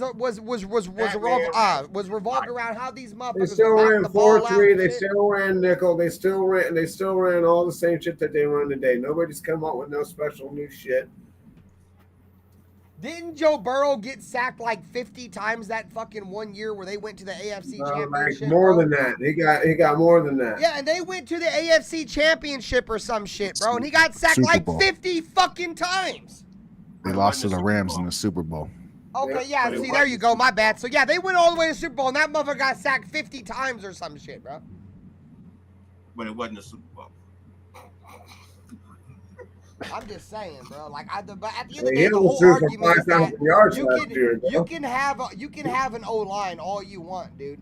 But if you don't have a guy back there that can make the right decision and read a defense and make the right throw, like, it don't matter how good your offensive line is, bro. That's fucking irrelevant. A lot of the great quarterbacks in the NFL, they only need 3 seconds to throw, bro. Like, that's why I feel like you don't need to be, like, super mobile as a quarterback. You just need to be able to escape because, dude, great quarterbacks, dude, they know what the defense is doing pre-snap, and that ball's out, dude. The great quarterbacks give the ball to their playmakers, and they allow them to make plays, bro. I mean, here's what's wrong, Ben, and you can go look this up. For every quarterback that's in the Hall of Fame, one of his fucking linemen are in the Hall of Fame with him. I'm not debating that. You know what I'm saying? I'm not debating that at all. But what I'm saying is, So is there any? Is Trent Dilfer or old buddy Johnson ever gonna go to the fucking Hall of Fame, bro? Because I'm sure they had Hall of Fame offensive linemen in front of them. You know what I'm saying? The point I'm making is that not every quarterback back there is going to make it a Hall of Fame with a Hall of Fame offensive lineman. They're not. I never said that. I just said, in my opinion, I think the most important position in football I got to piss. I'll be right back. And that's just my opinion. Well, that's a group, though. That's a group. Offensive line. No, it's not about. It's the left tackle in particular. Yeah, like you that's gotta what be I was able gonna to say. It's really your left tackle because, and that's debatable, though, Black. Because if you have a left-handed quarterback, it's your right tackle. You know, it's not. Depends. No, if you're a right-handed quarterback. If you're a right-handed quarterback, the left tackle is the most important. If you're a left-handed quarterback, that's the opposite. Your blindside tackle is the most important position in the NFL. But and you can get the ball out in 3 seconds as much as you want to, but most of your plays aren't going to get out in 3 seconds once the defense, whatever. But I think the quarterback is probably the most important because the quarterback got so much of a responsibility. But it's arguable that the left tackle, what they say, also a cornerback or the pass rusher. Those are the 4 top positions. Now, those are all arguable in what order, probably after quarterback, in my opinion. But I think if I was to start a franchise, just like the who was that Who is that guy, the left tackle? I think Jacksonville. That first person that they drafted was the Texans, was the left tackle or whatever. So I can see why you would start a franchise there if you don't have a clear quarterback. But if you got somebody out there that can signal call, do all the stuff that you was talking about, you got to get that quarterback first, and then I think the line, the left tackle. Yeah, there's different strategies. I'm all about the offensive line always, but I think the way that the contracts are worked out nowadays, I think the wide receiver quarterback relationship is way more important, especially because these wide receivers are now taking up half of the salary cap, asking for way too much money. Yeah. Nah, I'm drafting a kicker, bro. But I look at it like this, bro. I look at it like this when I talk about quarterbacks, bro. Like, let's take the offensive and defensive lines out of it, and let's just run street football where you got like 3 alligators, dog. Like I want the dude that's a stud back there over somebody like me back there playing quarterback. You know what I'm saying? It's pretty much like if you don't have a quarterback, that shit don't matter, dog. That shit does not fucking matter, bro. I've seen the shittiest of quarterbacks. I've seen Derek Carr, for example, have plenty of motherfucking time and not do fucking nothing. Not do fuck all nothing. You know what I'm saying? Motherfucking quarterback don't know where to go with the ball. Your offensive line don't mean shit. Yeah, he was scared to pull the trigger. But then that year that Derek Carr was doing good, the reason why he got hurt was because of why? The left tackle. But that was the only sack he gave up all. No, that ain't why he got hurt right then. And Carr had like 7 seconds back there. Not the part he got his leg, bro. I swear to God, it felt like that. I ain't trying to make that argument, bro, when Donald Penn had only given up 1 sack all fucking year, and it was that sack. That was a freak accident, bro. I'm not judging my opinion off some freak accident, bro. Oh, that wasn't no freak accident. It wasn't, because Donald Penn only gave up 1 sack all fucking year, and it was that one. That was a freak accident, dog. The worst one. That was not a freak accident. It wasn't, because that happened at a time. That happened in the time of a game where the game was over, dude. We were smoking the Colts. Yeah, he was trying to pad his stats. Carr was padding his stats and got his fucking shit busted. Nah, the coach didn't pull his ass like he was supposed to. Nigga. Carr wasn't gonna sit down. He's a little crybaby little bitch. So Block, I would agree with you, bro. I would agree with you if Donald Penn gave up a whole bunch of sacks that year, dude. He gave up 1 sack the whole year, and just unfortunately it was that one, bro. You know what I'm saying? It was that one, bro. But and check this out, bro. Like I'm not discouraging the offensive line at all. Like, I know how important offensive lines are, bro. But I still believe if you don't have a quarterback, it don't fucking matter, bro. Like, for me it depends on what's available. If you got a quarterback that's available, then you grab him. But if you don't, then you start building on the line first. It just depends on what's available. At the end of the day, you still got to have an offensive line. I mean, you got to build in the trenches. Trenches out, but you got to get what's the best available. If there's a quarterback there at our position, then we can grab him first, or we can grab him later. Exactly, Raider Fountain. The quarterback is what makes the left tackle important. If there was no goddamn legitimate quarterback, nobody give a fuck about the left tackle. Hey, with offensive line, you could be a lot more. Now y'all starting to sound ignorant. That is not true.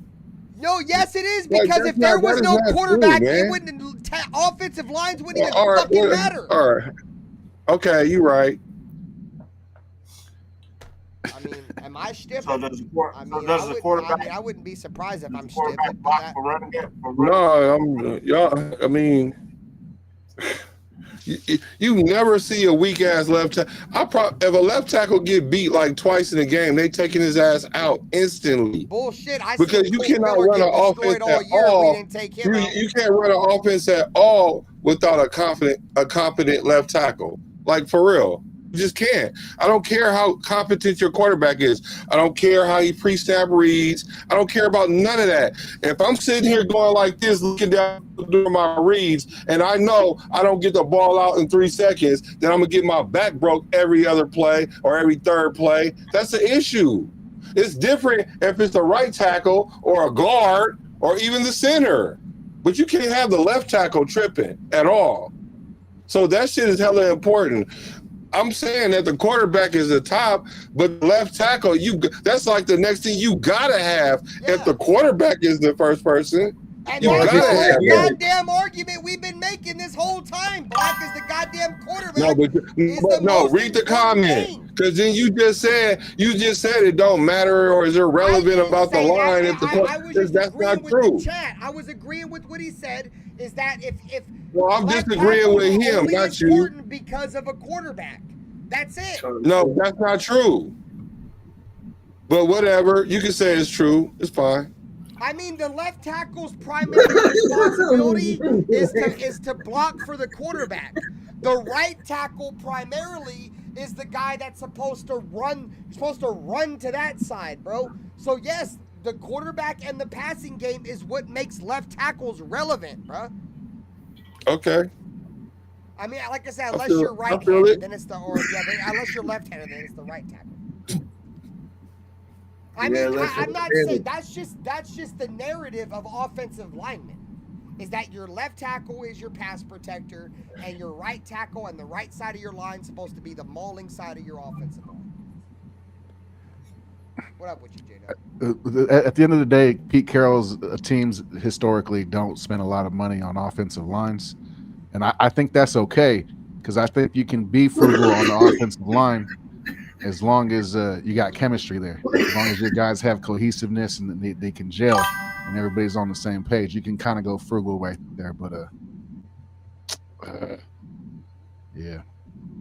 A lot of people do that, J-Dub. A lot of people do that, though. And that's why, like, bro, and kind of off topic here to J-Dog's comment, I've seen a lot of people, and I wouldn't say people because they're just typers, but I guess obviously typers are people. But anyways, I seen a lot of people in the chat, dog, typers, like with their takes, bro. It's like you can tell that these motherfuckers, bro, like they rely on content creators for like everything they know about the Raiders, bro. Like that shit is fucking nuts, bro. Like that shit is fucking nuts. I've said this 100 times, and I'll say it again. You guys, we can all, love our content creators and guys that talk about the Raiders, but at the end of the day, 95% of us, this is all opinion based, bro. You know what I'm saying? Like, I feel like as a fan, me as a fan, you should be every single day doing your own research on your team, bro, from credible sources, bro, like dudes that are close like to the Black. Raiders. You know what I'm saying? Is that like Black? And I'm not there are some of these guys that have YouTube channels, but I'm just talking about like everybody I feel like should be doing their own legitimate homework, bro. And some of these motherfuckers I seen, bro, like it's like these motherfuckers don't read nothing, no articles, they don't do no homework, they just watch a motherfucking video and just run to the hills with that shit, bro. That shit is wild. To the hills. Hey, look, a lot of motherfuckers who watch JT the Brick. He said some wild shit about some religion, like right when he was first starting. That's when I was like, yeah, nah, I'm good, bro. You know what I mean? Cool. Something about you can't have tattoos or you going to hell or some shit. And I was like, man, get the fuck out of here, man. Who said that? Raider D. Oh. Like I said, I don't think he I rubbed know who that is, bro. His name I was like, yeah, nah, I'm good. Raider D sounds kind of zesty. Look, man, and then you start working with Mitchell Rance out of nowhere, and yeah, bro, I'm good, bro. That's the dude that was talking shit about Mitchell Rance and then did a show with them like Doc did. Yep. Oh, okay, yeah, I know who that is. Exactly. Motherfuckers do anything for money on here, bro. Motherfuckers will suck a dick for money, bro. That's why that's exactly why there's shit like OnlyFans, bro. Like motherfuckers literally suck dick for money on the internet, bro. So. That's crazy, bro. Crazy. Imagine talking shit about somebody, bro, and then like having them on your show like a couple weeks later and just acting like nothing ever happened, bro. Like, oh no, I didn't say nothing. That shit is nasty fucking work, bro. That shit is nasty work, and it's crazy because like that's one of the reasons why I left like the drama side of YouTube, because motherfuckers be hating on each other one day and then being friends the next day. Like, hell no, that shit is weird. If I come on here and we have some back and forth and it gets disrespectful, ain't no motherfucking way the next day I'm about to be just sitting up here and chilling with you like nothing happened. Hell to the fuck no, bro. Hell to the no. And it's crazy how motherfuckers can sit there and talk a whole bunch of shit to somebody and just sit up there on a panel with them like nothing happened. Like everything's smooth. Like, bro, that shit is weird, bro. That shit is fucking weird, dog. Like I said, I just know from the research that I did is that fool Raider D, he's just another one of those dudes that just transitioned as a content creator and took over the Vegas move, bro. There's a lot of motherfuckers who try to blow their channel up and be this fucking new source of Vegas, bro, is what he tries Samoan to do. The original. You gotta get Samoan here. Him and Loon, they original Vegas people. You know what I mean? Well, Samoa, I fuck with Samoa Raider. Samoa Raider was fucking still doing content when they was in the town. He was like, he was one of the few motherfuckers, dog, that was making content when the Raiders was in the town, bro. Like, it was him. It was the black and silver Wade Dylan. I met him a couple times in the town in Vegas. Raiders was it Raiders _ 1995. I think his name is Byron Live 95 now or some shit. It might be vice versa. Yeah, some of them are still popcorn. Now they mainstream and they be saying, like you said, it's almost like they watch a video. They want to make sure they get the views that this person got. So they say something similar in a clever way. You're like, they all read off the same script, and unless they're trying to say something so egregiously that it sounds stupid. Like, what the hell y'all doing? But hey, I can't knock them. Just to bring some shit in. Like, no, bro. Well, see, like, I respect a lot of the content creators, bro, that was here like before the bag, like motherfucking Raider fans that was on here just making content for the love of making content, bro.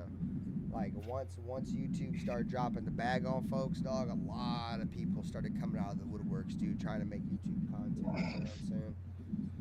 And you know, I'm gonna say this in the most respectful way possible, bro. A lot of Raider fans are gullible as fuck, dog. You know what I'm saying? Like, gullible as fuck, dude. They try to grab onto anything, dude, that gives them any hope of greatness, bro, even if it's false greatness. You know what I'm saying? It's because we're so deprived of any kind of greatness, dude, that Raider fans just leech on anything, bro. And I feel bad, bro. Like, I feel like that's why I feel like a lot of motherfuckers are like cult type fucking channels, bro. Like, motherfuckers really believe some of the most outlandish ass shit, but that's the way it is, bro. Once YouTube, you feel me, started monetizing channels and motherfuckers started doing this shit more for the bag instead of actually love for the Raiders, the shit changed YouTube, bro. The shit completely changed YouTube, dog. I look on a lot of content creators too. So many people on here just be like, they make videos like, yeah, man, I'm on here, you know, trying to make this much money and blah, blah, blah, blah, blah. Like, motherfuckers will literally come on here, and it's crazy. I guess that's the world we're in now. To where, like, that's what people do now, I guess. Everybody, they treat it like a job, but it's just crazy for somebody like me because I've been here since, like, this shit. Motherfuckers used to YouTube. When I came to YouTube, bro, motherfuckers were just uploading, like, their life memories. Like, trying to remember what, you know, certain shit. And, like, now it's just completely changed, bro. Yeah, and I don't fuck with Hondo neither, bro. That motherfucker's like Dustin.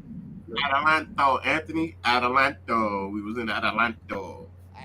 Fucking Hondo Carpenter be acting like Dustin, bro. He be acting like he's right about everything, bro. If you was there, Anthony, you would have seen. You ran into me. Because I was there. Adelanto. Yeah, I met Anthony Provincial in fucking LA.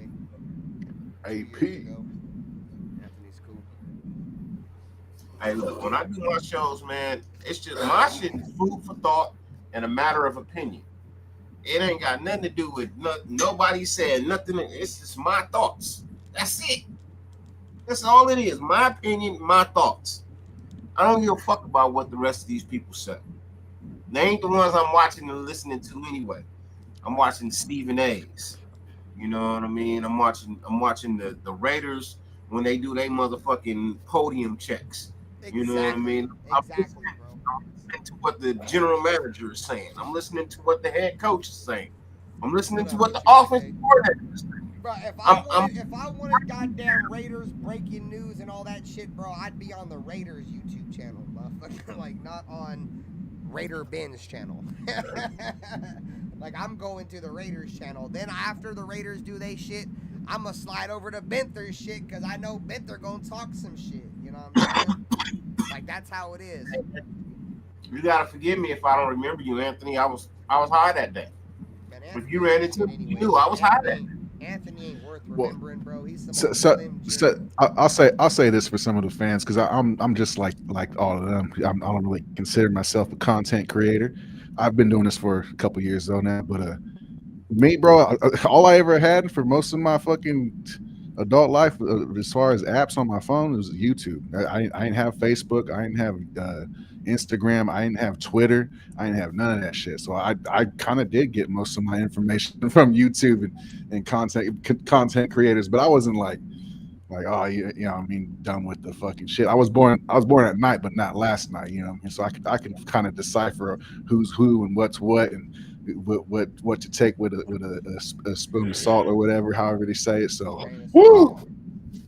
Yeah, man. I'm putting Black to sleep. My bad, Black. No, you put me to sleep, bro. I'm over here like loaded, but it ain't nothing wrong with the info from YouTube. It's just who you listen to. Shit. No, yeah, exactly. So let me backpedal a little bit on your shit, Nate. Right? So, like, if you guys know, I'm not a social media guy at all. Like, I have Instagram. You guys follow me. How often do I post on it, dude? Like, not very often. I'm not a social media guy at all. What and this goes back as far as I can remember. Everybody has a routine when they wake up in the morning, right? Like, wake up, shower, shit, shave, brush teeth, whatever, right? Whatever your routine may be. Some motherfuckers probably don't even get up and take a shower. Some motherfuckers don't brush their teeth. What I'm getting at is that part of my routine was looking up the Raiders every single morning. Like, as soon as I got done doing what the fuck I was doing, I'm going on The Athletic, I'm going on Raiders.com, I'm looking up Raiders every single fucking morning. Like, that was a fucking tradition for me, dude. And it's been like that for a very long time. And the 1 year it wasn't was last year. Dude, I was just about to say this last past year. Bro, that's why you lost your passion in the middle of it. And I think a lot of people on my channel that have been around, my chatters and like people on my podcast, they can all see that with me. Like, I was not excited for this year, bro. Like, I felt like worst case scenario was going to happen, and it fucking happened, bro. It was worse than I thought it was going to be, which made it even worse. But yeah, dude, like this last year, I didn't Google shit. But at the end of the day, what I'm trying to say is that every single morning, bro, I would just go on Google and just go on the websites, bro. That's how I did my research. I was never really a fucking social media. Hey, do y'all smoke in the morning? Do you wake and bake? I don't anymore unless it's my day off. So do you smoke? Do you smoke before or after you brush your teeth? Oh, it's before. I smoke before. Yeah. I brush my teeth after I smoke, right? Yeah. He's asking us and shit. I don't know, do you? Sometimes it depends. Sometimes I wake up and I just smoke straight up. Sometimes it's not every day, though. Brush my teeth and then I smoke later. Because I ain't gonna lie, bro. Like, waking and baking ain't like it used to be as I've gotten older, bro. You know what I'm saying? No, it's not. Sometimes I don't just wake up and just go straight to the tree. You know what I'm saying? No, not necessarily straight to it, but I'm just saying, like, if you woke up and was like, damn, that's a fat ass, this a chunker right here, right? We smoking before, dog. Fuck yeah. Like I said, it depends on the situation, bro. If I roll over and there's a fat stove, like, hold on, dog. And I might knock back out, you know what I'm saying? Then wake up later and then brush my joint, you heard? Right. Man, fuck that. Fuck all that, man. I gotta wake up and see. I gotta wake up and see the day. Yoker. blowing my mind out, bro. I'm good, man. The wake and bake used to be cool. It used to be cool. Now, I got shit to do today. I got shit to do today, nigga. Yeah, wake and bake is only when I have shit to do, bro. If I have shit to do, I can't do it, bro. 45, that ain't the thing, man. Unless I got a sativa though, bro. But like if I wake up and smoke an indica, boy, I'm cooked, gang. But like if I wake up and I got like some Blue Dream or something, yeah, I might blaze that joint real quick. You heard? What up, Milk and BG? Train wreck. No, I gotta take my kids to school first. They be like, Daddy, the surgeons and came and ate all the cereal. That's a 2.5 hour journey right there. So I'm up for 2.5 hours. Damn, where they go to school at? Dassa? Nah, so it's like on the moon. It's like an hour. It's like an hour 15 to get there. It's like an hour. Amazing. That's definitely gotta be private school. Nah, it's traffic. Exactly, no, J-Dog. I'm more of that belief right there, dude. I'm not the whole wake and bake guy. I'm just like, once I do get to smoke, dude, like that's my wake and bake, dude. Like my first tree of the day is my wake and bake, dog. It doesn't matter if I've been up for a while, but the first smoke of the day is the best smoke, dog. That's where I'm at in my life, you know what I'm saying? Because like the only time I can just get up and smoke is if I ain't got shit to do. But fuck, majority of the time I usually got shit to do. Nah, they go to a public the day off. If my girl has the day off, sometimes I get the blessing of just getting up and not having to do shit. It's just 35 miles from here. Yeah. You drive your kids 70 miles round trip to school? Yep. No way. Damn. I bet you be leasing your cars, boy. You be running up the miles like a motherfucker. Actually driving them to school, yeah, it's 70 miles round trip, but it's actually like 140. It's 140 a day. Yeah, that's because it's 35 there, 35 back, 35 there. 35 oh yeah, back. you gotta go back and then go back. Jesus fucking. Damn, you need a driver. You want me to do that? You can just pay me. I'll just do that. Pick your kids up and shit. Yeah, now that's just a job. Now you know why I don't have no time. That's just a. That's like you don't driving from here to Sacramento, dog. I think Sacramento's like 30. And then come home and then go back and pick them up. Yeah, 5 hours later. It's like $250 a week in gas. And you can't, god damn, and then you can't even really like go home and then like, you know, smoke and have a few beers or nothing, because before you know it, you gotta take your ass right back. Right back, right. It's not like it's down the block, bro. Motherfucker, 70 miles? Nah, so I got a 2-year-old, so when I come home, you know what I mean, I gotta take care of my mom first, change her, make sure she get her breakfast, stuff like that.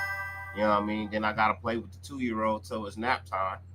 Then I gotta wash some dishes, get dinner ready for the evening. You know what I mean? That's like 2-3 cities away, bro. You can't smoke till everybody go to sleep type shit. So when I come home from dropping off my kids, my wife gives me 30 minutes to myself. That's when I have my coffee, my cigarette, my joint. You know what I mean? And then I get to doing what I got to do throughout the rest of the day. And then when I get time like this, like my oldest son is playing video games in the living room, and my 2-year-old wants to watch them. So that's what he's doing right now. He's watching his big brother play video games. Yeah, you know what I mean? Jacoby Myers is still under contract. And smoke. That's why I say, like, once little man goes to school, I can fully indulge myself back into YouTube once little man goes to school, or at least preschool. You know what I mean? But from now, I just don't have the fucking time. I just don't. You know what I mean? God forbid, you know, my mom passed away. That give me a little bit more time too. You know what I mean? But I'm pulled in so many different directions that YouTube ain't that important to me. Yeah, well, we appreciate you when you pull up. Bro, like you, like I. Y'all gonna have me on y'all show, Black man. I'm tired of this shit, bro. I've been meaning to say something, man. Y'all be having that show over there, man. I just want to come on and say something every now and then, bro. What happened? He said you don't send him the fucking link to you and Hotspot show, is what he said. Are you trying to fuck with it for sure? Man, when y'all gonna have at least one time have me as a guest, man.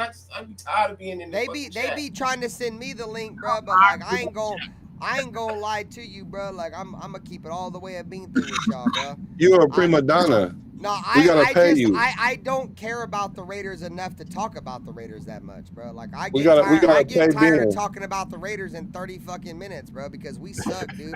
And until Nah, we I just start like- winning, like- I ain't got nothing nice to say. So I ain't trying to come on here and just trying to sell motherfuckers unicorns and rainbows, and I'm not trying to come on here and shit on my team.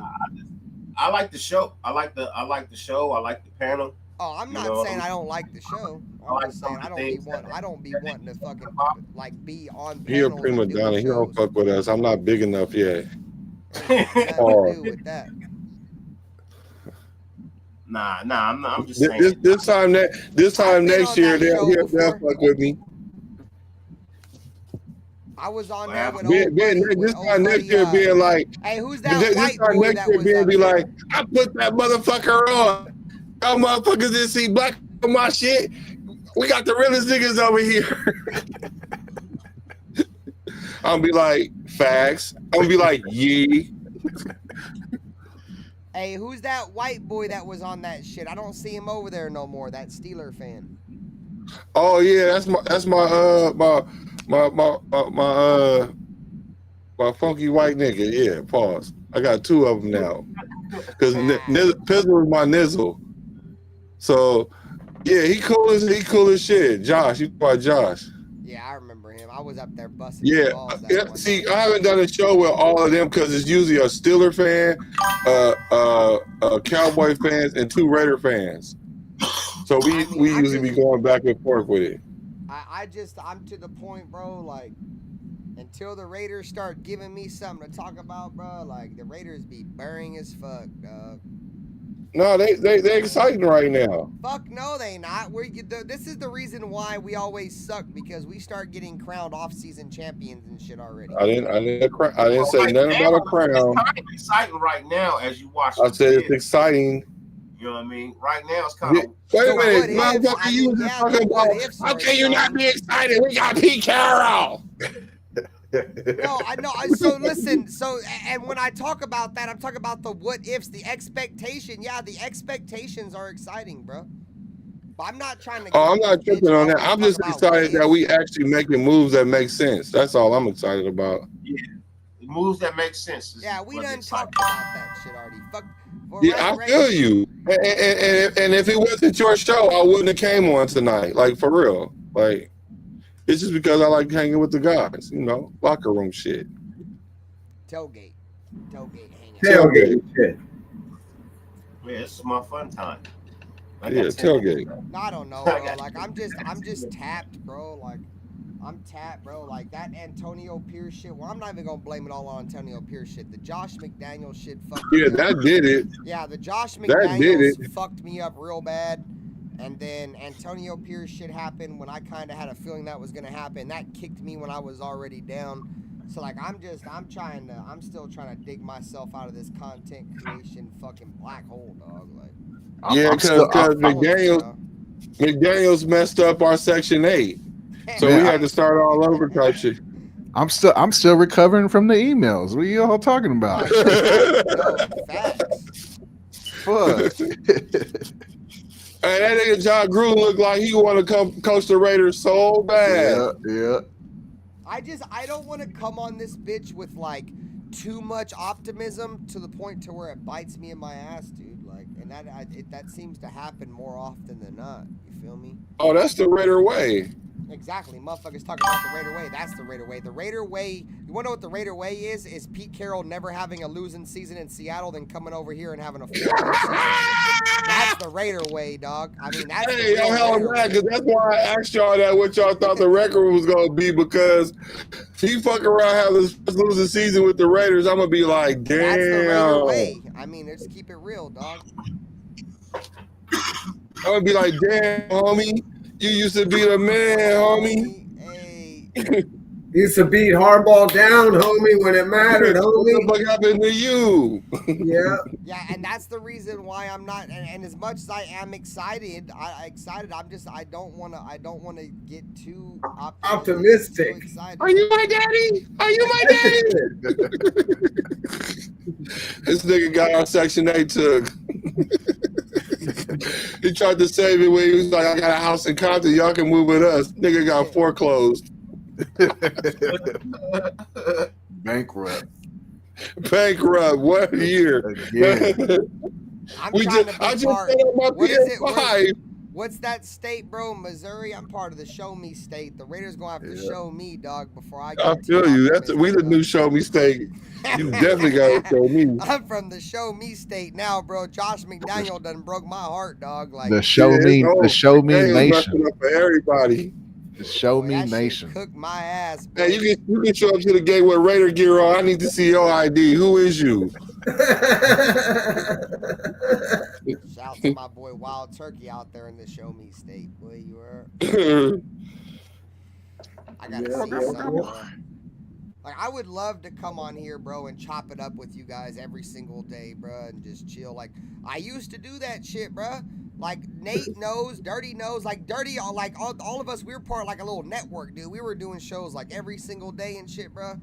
Because there was excitement, bro. Like, this was, you know, the beginning of the Josh McDaniel shit, and then, like, the Josh McDaniel shit just completely tore everything apart, bro. Like, everybody just started going, like, bro, it just... And it's been, motherfuckers is trying to recover from that shit, boy. Getting rid of car. That was another fracture. This shit was nuts, bro. We was on this bitch every single day in the off season just talking about shit, hanging out, chilling. Yeah. Like, there's just, I feel like there's a lot of fans that not just fans, but like content creators that feel a lot like us, bro. Like, bro, like, I'm broken, bro. Like, I gotta see something. I gotta see something. I ain't trying to sit on this bitch for hours and make content over no shit ass team, bro. Like, I'm not dealing with this shit again, bro. Like, I don't mind coming on here and doing my shows every single week, but I'm not gonna come on this bitch every single day for this shit ass team, bro. Like, I'm good, bro. I'm straight. Yeah, there's nothing good to talk about, nothing positive to say. Exactly, bro. And I hate beating up on my team all the goddamn time, bro. I hate coming on here and telling you guys how bad Minshew is and how much he ate his boogers. And, you know, I hate telling you guys Zamir White is so goddamn garbage he would run into a street light in the middle of the desert. I don't like saying these things, dude. That's why I don't even want to be here, bro, because we fucking suck, dog. What up? I like telling you that the Booger Man got most of those Brock Bauer yards, though. Just letting you know, Booger Man did that. Talking so long and then just making up scenarios.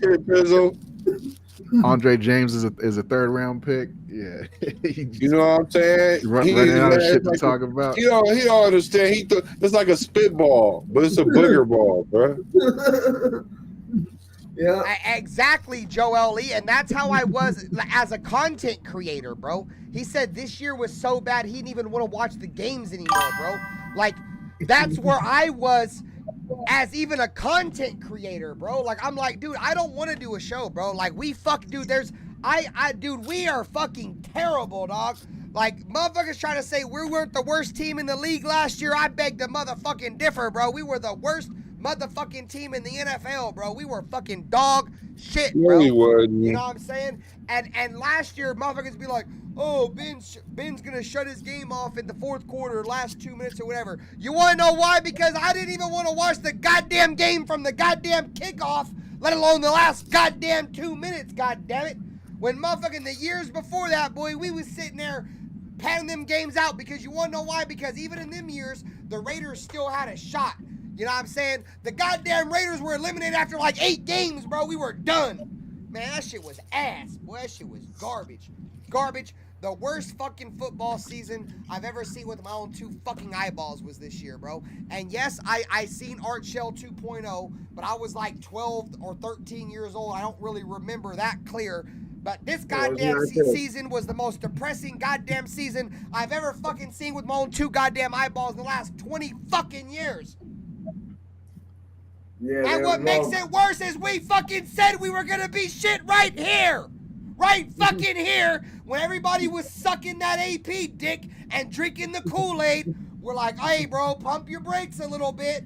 They're like, no, you're a hater. You're a racist. If you don't like AP, you're a racist. And all kinds of dumbass shit. And look what happened. Who's the racist now, you stupid bitch? You know what I'm saying? Look who was the trash head coach, and look who got fucking fired. Suck my dick. How about that? Are you my daddy? My boy's vibing right now. Motherfuckers Let's called let him me go. racist because I said AP was a bad coach. And I didn't like it, man. Suck my dick, boy. Hearing none of that shit. Yeah. Hey, I agree, NP7. Hey, I agree, NP7. But there was a lot of Raider fans saying we were gonna have a top 5 defense. We were gonna split with the Chiefs. You know what I'm saying? Like, motherfuckers thought we were about to compete, bruh. I'm not saying every Raider fan, but there was a lot of motherfuckers, boy, that was drinking that Kool-Aid, bro. Well, I didn't drink the Kool-Aid, but I thought we were gonna compete. Hell I thought we had an easy schedule this year. I thought that we could go out there. Ben is only racist against whites. Let me change that word. Thought with hope. We hoped. Yeah, we hoped. Yeah, it's every year we hope. Yeah, but I'm never doing no game. I'm never doing no game prediction shit ever again. Hey, you sure didn't do it the last time either. You was the only one. He said, "Fuck that." I ain't putting my name on none of that ever again. I'm good. Hey, Raider Paul did want Jimmy G though. Yeah, I do remember Raider that. Paul said Jimmy G was gonna be the next Tom Brady. I ain't hearing shit from Raider Paul. I remember that. Raider Paul said Jimmy G was gonna be the next Tom Brady with his dumb ass. Mm-hmm. You said Jimmy G would come here and take us to the promised land and be way better than Carr. Yeah, the Patriots wanted to keep Jimmy Garoppolo, or they was better than Tom Brady, or some wild ass shit. Well, Tom ran him out of town because he's playing Tom in his personal life with his wife. No, that was Antonio Brown. Antonio Brown was playing peekaboo with fucking Tom Brady's wife's butthole, dude, on Valentine's Day. I'm sure she might have been. I may not be that sure. When you do that, you got to go. Peekaboo.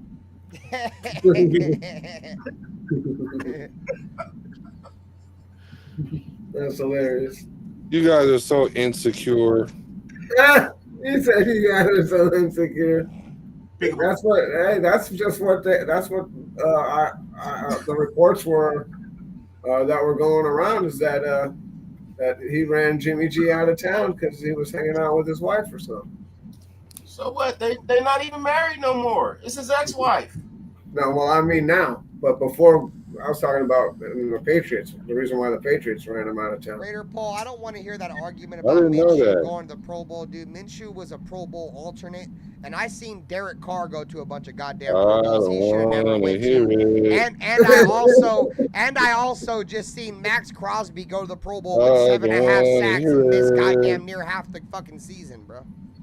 Pro Bowls ain't shit but popularity contest, dog. AOC ain't gonna be on nobody's roster in 2 years. That's fine. I'm not, like I've said before with motherfucking Aiden O'Connell. I don't think he's fucking a great quarterback. I just felt like he was the best quarterback on our goddamn roster. That's equally as delusional. No, the fuck it ain't, bro. Did you see Gardner Minshew? Yeah, y'all are tripping. He said that shit like it was like he said that shit like it was a clarifier. But still, hell no, he was an accelerant. Dog shit, bro. Like we talking about a quarterback that ain't gonna be on nobody's roster after his contract. Aiden O'Connell will be in the league, bro. He probably won't be a starter. No, he ain't. He's one of those quarterbacks that can read defenses. Stidham, right? Remember Stidham? Yeah, he can read as defenses. Fuck. Aiden O'Connell is smart as fuck, dude. Pick up blitzes. He just bad play calling. That motherfucker ain't smart. That motherfucker flushed the pocket running backwards. Bro, he's capable of being a great backup quarterback. A great backup? Yeah, in my opinion, the only knock on his game is his fucking the fact that he's not mobile. But not only is he not mobile, but he's like Bambi on ice, dude. He's like he looks like he's running in fucking quicksand. He like trips over his own feet. mobility is like so bad. It's so fucking that boy bad, bro. Track coach. That boy need a track coach because his form is off and everything, bro. What was my When joke I said? Oh, I said taking the first steps when he run, bro. He got I no said, rhythm. motherfucker, He got no when rhythm. Aiden O'Connell runs, it looks like a baby giraffe when it pops out trying to learn how to walk, bro. You know what I'm saying? Like a horse. Like, that's what he stand-up. looks like, bro. And then what was it? Mark Sanchez came out and said he looks Bambi on ice. Boy, stop stealing my takes, goddammit. I just don't like the way he throws the football. He just throws it like a fucking fastball every time. And he got- throws when Aiden O'Connell fucking falls, bro. Got It's like, no- and the it's guy like no a tree, fucking, bro. It's like timber. no touch. Bow. He fall hard as fuck, bro. That boy ALC look like I don't know, man. God bless him. He looked, Hey, bro, look- when he falls, bro, it's just Hopefully, he so can get a awkward, job at bro. Safeway or Lucky's. That fool gonna be our quarterback helmet coach. Hey, look, I know This I'm is gonna about get to be in his trouble for fifth this one offense. now, but whenever he run the ball, he look like one of them kids in the Special Olympics. That's fucked up. It's like those old ass Scratch cartoons. my Yeah, CD. It's like those old ass cartoons with the flip pages, hella slow running like a stick man. He look like me trying to run in my dream. Hey, you know when you in your dream and you trying to run from somebody, you running hella hard, but you moving hella slow. Yeah. That's how LC look like. And He what was look that? like he moving hella fast in his mind, Yeah, but his when you're body is dreaming, like. you're like throwing Bro. a punch and it's like in water. Uh-huh. And he looked like that last race in The Ringer. Remember that movie, The Ringer? Yeah. When they had to run, when he hit the That's Special what I said. Olympics. You scratched my CD. So see, other than all that, he's a good kid though. Hey, running ain't his thing, bro. I'll just tell you that right now. Running That is shit's not his hilarious. thing. That shit is hilarious. Hey, so we still got that poll up in the chat right now, and that poll's got 53 votes on it. And the poll is out of these four options, who's priority? It better So be 53 likes. I got Spillane, For real. I got Kuntz, and I got Merrick, and then I got someone else. So right now, Spillane is leading the priority right now with 47% of the votes, and then we got someone else rearing up the back end of Spillane. Pause. You guys can let me know in the chat who the someone else is. 21%, and then we got Kuntz bumped up a little bit past Merrick. Kuntz is at a 17%. And then we got Merrick at the very end with 15%. So it looks like the majority of the folks think Spillane is probably the biggest priority right now. And then whoever the fuck someone else is. What up, All Eyes on G? And once again, I'm waiting for you guys to tell me who someone else is in the chat. I voted in that poll, and I voted for Spillane. Is Adam Butler? He's still signed, right? Hey, look, Kuntz would have been my second. Butler's a free agent. Adam Butler.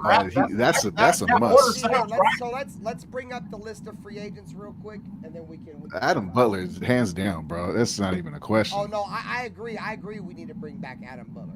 I agree 100%. So these are your unrestricted free agents. These are guys that can go wherever the fuck they want. You know what I'm saying? You got Amir Abdullah, Harrison Bryant, Adam Butler, Kalavion Chazon, Divine Diablo, Marcus Epps, Nate Hobbs, Darnay Holmes, John Jenkins, Malcolm Kuntz, Terrence Marshall, Alexander Madison, Trayvon Merrick, Andres Pete, Janarius Robinson, Robert Spillane, and Cody Whitehair. So those are the guys that are unrestricted. Those guys can go wherever the fuck they want. These are going to be your restricted. Your restricted free agents. These are guys that if they're going to somebody else, the Raiders can match the offer, and they can't. They're pretty much locked to the Raiders. You got Zach Carter, Luke Masterson, Isaiah Palomau, Desmond Ritter, and DJ Turner. And then I'm not exactly sure what exclusive rights are, so we'll read it. It says any player with fewer than 3 accrued seasons and an expired contract, if his original team offers him a 1-year contract at league minimum, the player cannot negotiate with other teams. All right, so these are guys that have been on our team that have been here for less than 3 seasons on expired contract that we can get. It's like a 4th-year option is what it sounds like. You got Matthew Butler, Caillou Blue Kelly. I never even heard of who the fuck that is. Sounds like a rapper. Kanai Muwaga, Jordan Meredith, Charles Snowden, and Sam Webb.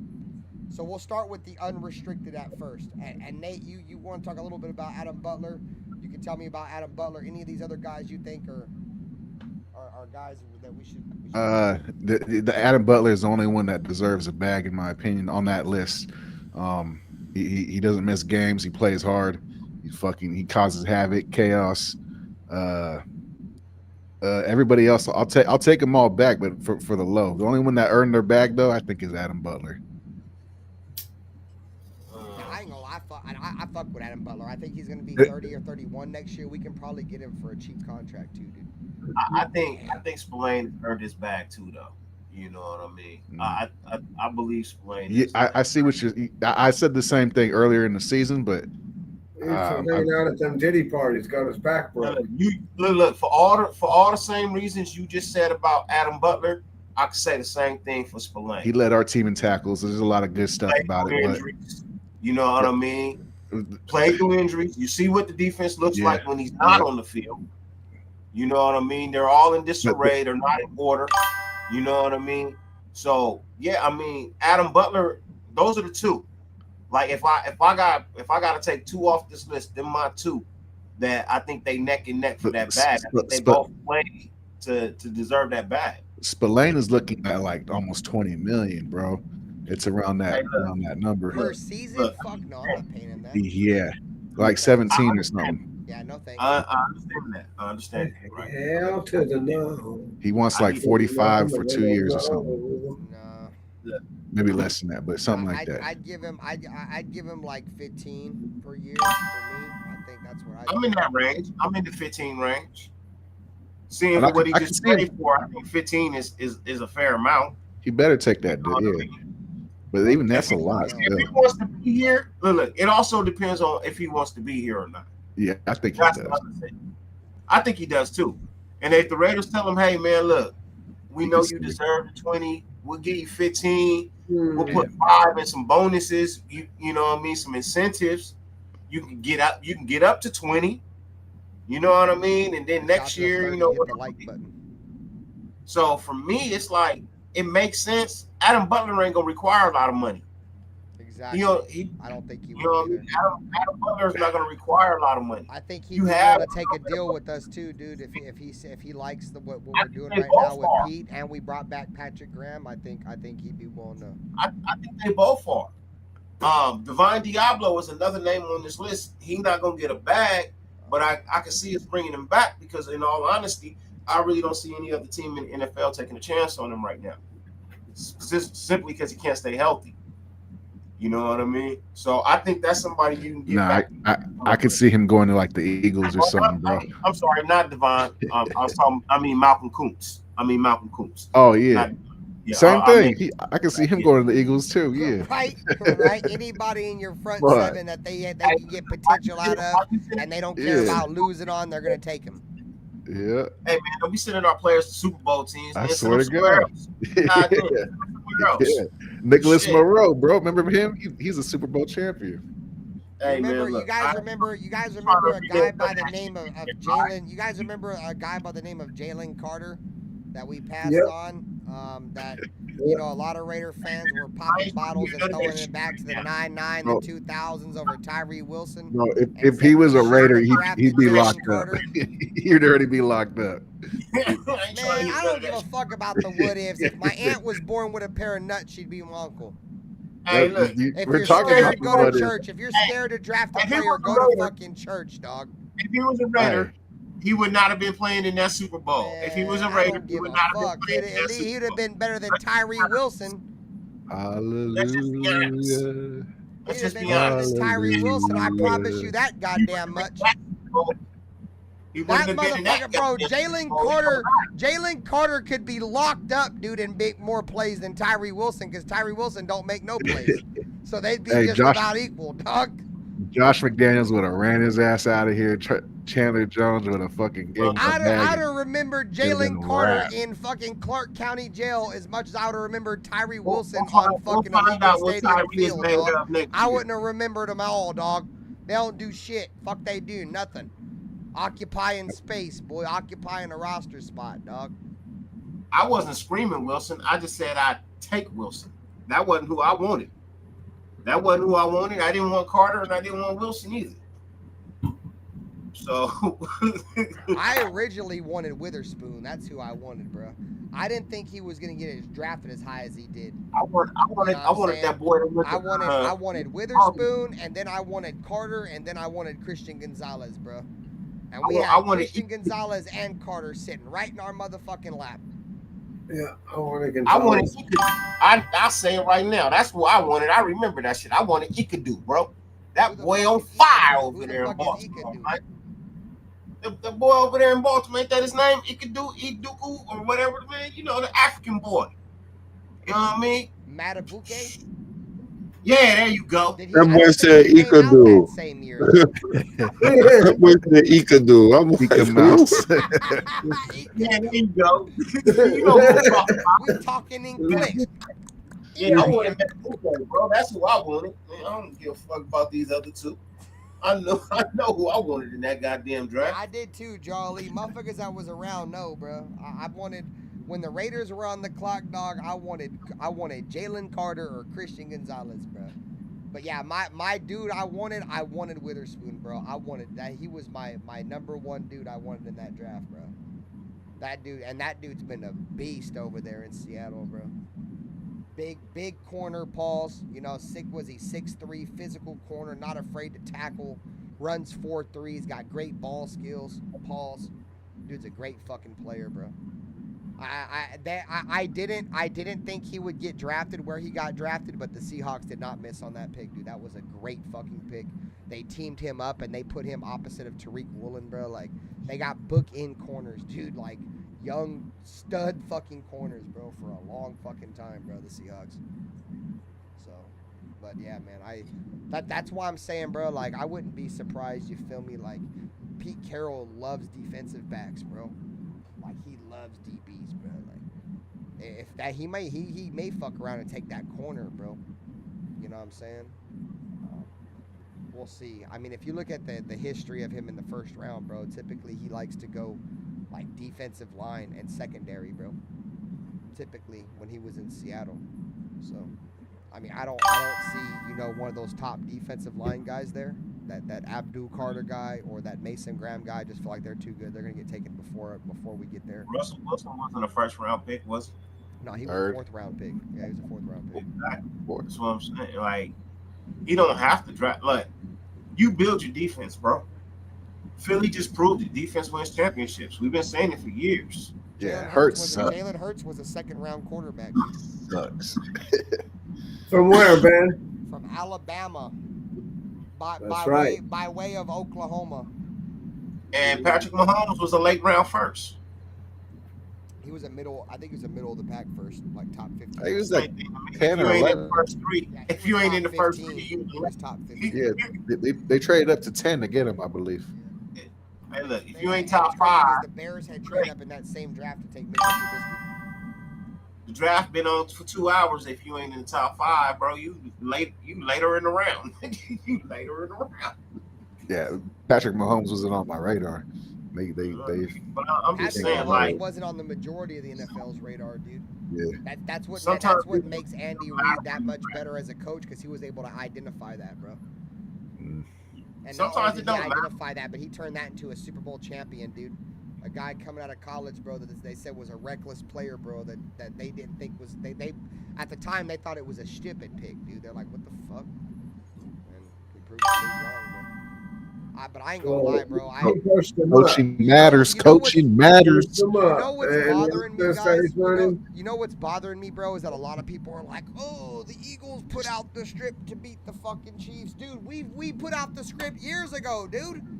All you do is you just gotta be able to rush for and play coverage and be able to create pressure.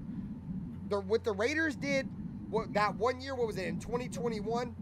When Henry Ruggs was fucking them up in Kansas City, what did we do in that game, dude? We rushed 3. We put, who was that fucking lineman we kept putting in a spy, dude? Deion Jordan, Cleveland Farrell, one of them, dude. We kept putting that dude in a spy, dude, and we rushed 3, And every single time Mahomes would break the tackle box, they would have a free rusher every single time, bro. You have to be able to beat Mahomes by getting pressure with your front four, dude. And the Raiders had put that blueprint out years and years, bro, when we were beating Kansas City for those few times, and when we were competing with them, dude. Like, the blueprint has been there. And it's not just the blueprint to beat Kansas City, it's the blueprint to winning at the National Football League level, dude. You want to be able to create pressure with your front four so you can play coverage in the back end. The issue is that not too many teams have the talent to get pressure with their front four, so they have to blitz. And then once you blitz and you sacrifice players in the back end of your defense, it makes you a liability because football is a game of numbers. They have more guys in the back end it's just simple football, dude. That's really all it is. The Eagles just have so much talent in that front seven, specifically in that front four, that they don't need to blitz you, dude. They can what was it, 60-something defensive snaps and 0 blitzes? Here's the thing about Philly. Philly has the perfect team right now.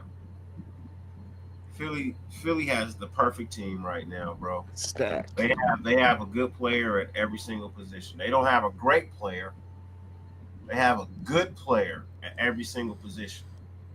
You know what I mean? They front four, they front three, front seven, even in their defensive backfield, even their corners, their safeties. You know what I mean? You go to the offensive side of the ball. They got a great running back. They got a great quarterback. They got a stellar offensive line. They don't miss in their draft, yeah. You know what I mean? They don't miss in their draft. Philly always had an awesome front offensive line, bro. Dating back to Kelsey. You know what I mean? And years before that, like Philly doesn't miss, bro. It's because Jason Howie Roseman is a fucking genius, dude. Hey, ever since Chip Kelly left there, bro, they have been relevant. And I'm not speaking bad on Chip Kelly. You know what I mean? I'm not. Because I'll tell you this. Chip Kelly that was they were relevant under Chip Kelly too. It's not like they were terrible under Chip Kelly. They just couldn't get a first down. They were. No. They had a top 10 offense, top 7 almost every single year they were there. It's just that Chip Kelly, he was like Josh McDaniels, like outside. He can't do anything but like coach offense. I'm not going back to Chip Kelly at Philly. So let me finish my statement. I'm not going back to talk about Chip Kelly at Philly because the Chip Kelly that was at Philly is not the Chip Kelly that we saw at Ohio State, which is not the Chip Kelly that we're gonna see next year. You know what I mean? He's grown since then. Even the offense that was ran then is not the offense that he runs now. You know, the offense that he had over at Oregon, that wasn't the offense you saw at Ohio State. That was something different. People can say what they want, bro. Chip Kelly is an offensive fucking genius, dude. He's an offensive genius, bro. Offensive fucking genius. He's dog. an offensive. You don't want him to be your head coach, bro. But as your offensive coordinator, bro, he is a fucking genius. I honestly couldn't tell you right now who would be a better choice to be the offensive coordinator, bro. Me neither, Dirty. I'm not even trying to sound biased, bro. Once I heard Chip Kelly, dude, I'm like, dude, there was nobody better that we could have had, dog. Nobody. Bro. Maybe except Ben Johnson if you get him as an offensive coordinator, but other than that, there's nobody else. Norv Turner is a good play caller. There's some good play callers out there. Norv Turner ain't it, dude. That motherfucker ain't had a job in the league since motherfucking the Vikings, bro. The only reason why he even got a fucking job with us is because his son was over here. And I'm not Pizzle, I'm not trying to bash you. I'm not trying to say Norv Turner. Hold on, bro. I'm not trying to say Norv Turner's not a great offensive mind. What holds Norv Turner back is he don't adapt his play calling to the modern era of football. He's like John Gruden in a way, but John Gruden kind of gets a pass because he won a Super Bowl. You know what I'm saying? That's what I'm trying to say. Like, he wouldn't work anymore. Norv Turner wouldn't work anymore, bro. He wouldn't work his type of offense because he's not willing to adapt to this day and age of football. Like, if you look at what old Chip Kelly does, bro, like, he was running this revolutionary backfield smokescreen fucking window dressing offense way before Andy Reid was when he was in Philly. So, hey, this is Chip Kelly's next opportunity at the NFL, man. You know what I mean? This is his next opportunity at the NFL, man. You know what I mean? If he does good for if we do good for 3 years offensively, and we're doing fine defensively, you know what I mean? And Pete Carroll says, "Hey, you know what? Yes, it's 3-4 years, man. I am kind of tired. I wouldn't be mad if they just gave it to Chip. If we're winning, I wouldn't. If we're winning, and our offense looks good, I honestly feel like the head coaching gig is Patrick Graham's job to lose now. I feel like that's why we brought him back. He's the longest tenured coach on our team since Rob Ryan in the early 2000s. You know what I'm saying? Like, I feel like he's like, all right, Pete was like, all right, bro, like, I'm going to teach you. Like, you're already a pretty solid defensive coordinator. I'm going to teach you what I know, and you're going to be the next head coach of the Las Vegas Raiders. The only way I see that not happening is if our offense is just fucking generational, you know, crazy type offense, like Andy Reid type shit, like top offense, right? And we do that consistently, and our defense is just kind of middle of the pack. But I feel like this is Patrick Graham's team, in my opinion. Hey, look, that's fine. You know, you ain't wrong to have that opinion. You know what I mean? It's not wrong to have that opinion. I think if the offense really steps up, because the offense is what's been holding us back for the longest now. You know what I mean? For the last 3, and Dirty, they don't even gotta like step up. They could just be like mid and get a few first downs. Yeah, just don't be last year. If the Tampa Bay Bucks that beat us, bro, I'd be fine with that, bro. Yeah. If they was just that. If we had a defense that was phenomenal, and we just had a offense that could at least carry their weight. Serviceable. No, carry your weight. Fuck being serviceable. Carry your fucking weight. Yeah. Be on the field long enough for my defense to get a fucking break. I don't think that's true. I don't think those kind of quarterbacks are good enough to win Super Bowls, though. Hey, look, I think they are. You're saying, but it's been proven that those type of quarterbacks are. Brock Purdy didn't prove it. We had this same argument earlier that you're not winning a Super Bowl with Trent Dilfer or Brad Johnson anymore. It's just not happening. Hey, look, You have to have a quarterback that has some kind of superstar talent level to them. I mean, look at all the quarterbacks that make the playoffs every single year. The only one that you can say was like Brock Purdy, but Brock Purdy's still pretty good. All those other quarterbacks, all top first-round picks except for Lamar, who they trade up for, but like all those guys are superstars. You're not going to make it that far anymore unless you got that dude at the helm. It's just not going to happen. I hear you. No, you need a above par. You know what I mean? You need above par fucking quarterback. That's for sure. You know what I mean? You don't have a top 10 quarterback, you're not going to the Super Bowl. You ain't gotta have Patrick Mahomes to win the Super Bowl. You don't. Yeah, of course. But you do gotta have you do gotta have somebody that's gonna at least keep you in the top 10. Jalen Hurts ain't a great quarterback, dude. You know what I'm saying? But he makes plays, bro. He makes fucking plays. Yeah, he can make plays though. That's the difference. He's a playmaker. Who say he ain't great? I don't think he's a good quarterback. He's not a great quarterback, dude. They got a great. Fucking he went over the top. He went over the top to put the dagger in him at the end of that third quarter. I mean, I'm not saying he's not a good quarterback. I just don't think he's a great quarterback. When I think of great quarterbacks, I think of Patrick Mahomes, dude. He's not Patrick Mahomes. You get MVP in the Super Bowl. You're a great quarterback. You get MVP over Patrick Mahomes. He benefited off the scheme. Exactly. And he's got a great fucking team, dude. The Eagles. Hey, Barkley didn't run for that many yards though. Blitz. Barkley didn't run for that many yards. He beat him throwing the ball. He beat him throwing the ball. The Chiefs were so set on stopping the run. They let Jalen Hurts do what he wanted to do. I don't know. Give it to Jalen Hurts. He did it in the Super Bowl. Hey, look, I'm telling you, they had two choices, bro. They had two choices when they faced the Eagles in the Super Bowl: shut down the run or shut down Hurts. That was their two options. Shut down. And they chose to try to shut down the run, which they did, which left Hurts to do his thing. And That's why they won the Super Bowl, bro. If we're being real, that's why the Eagles won the Super Bowl. Dude, they have two all-pro wide receivers and a quarterback that can get them the ball. They didn't have a running game really ever since Jalen Hurts has been there. Last time they went to the Super Bowl, dude, they had like a fucking running back by committee running back room when they lost last time, dude. They had a fucking running back, a legitimate running back that they had to stop. And they knew if they didn't stop him, it was going to be a wrap.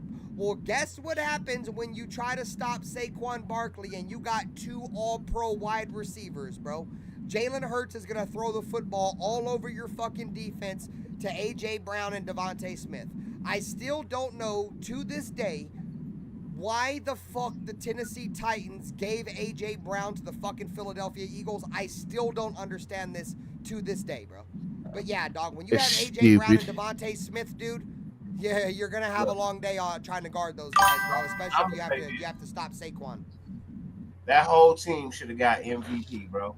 They should have been sharing that motherfucking trophy because that was the picture perfection of a game, bro. They're the best. That was a perfect roster in the league. Game. Yeah. The Eagles have the that best was a perfect roster game in the NFL, and it's not even fucking close, dude. Left to right. Dude, the Eagles roster is so good that they're able to draft guys like Jalen Carter. They're like, oh, well, the Eagles drafted me because how great they are, right? And then they're so fucking great that they were able to fucking get Quinyon Mitchell and Cooper DeJean this year, bro. Two rookie cornerbacks who started in the fucking Super Bowl, dude. One of them had a fucking pick six. Like, that team is the best. They have the best roster in the NFL, and it's not even fucking close, dude. It's not even fucking close. There's not a team in the NFL, in my opinion, that has as much talent as the Philadelphia Eagles. Howie Roseman has absolutely killed the league since he's been the general manager of the Philadelphia Eagles. Like, completely changed that organization. He built the team that won that goddamn Super Bowl against fucking the Patriots, and then he fucking built this last Super Bowl team, dude. The dude's he's a great general manager, bro. Probably the best general manager in the NFL. He's probably, this generation of Ozzie Newsome type shit, bro.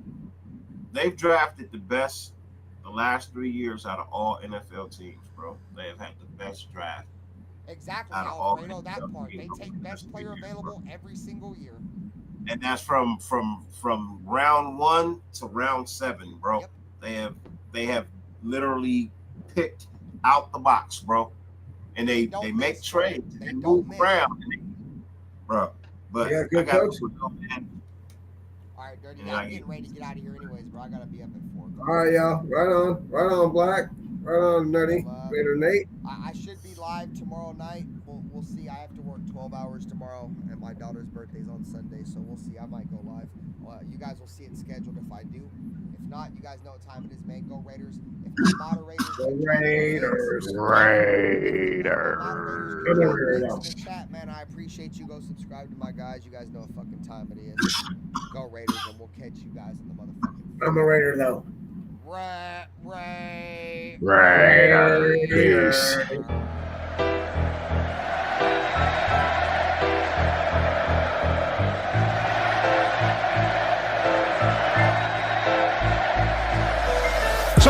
It's picked off. Oh no. Unbelievable. Oh, wow.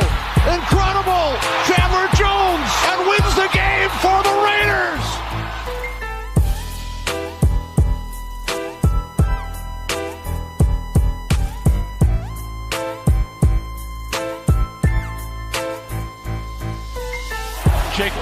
Jacobs with running room right up the middle. Jacobs is on his way.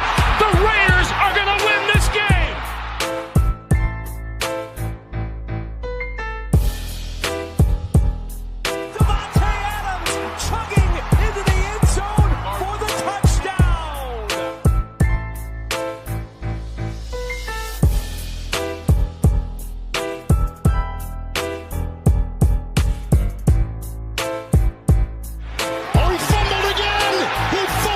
Robertson's got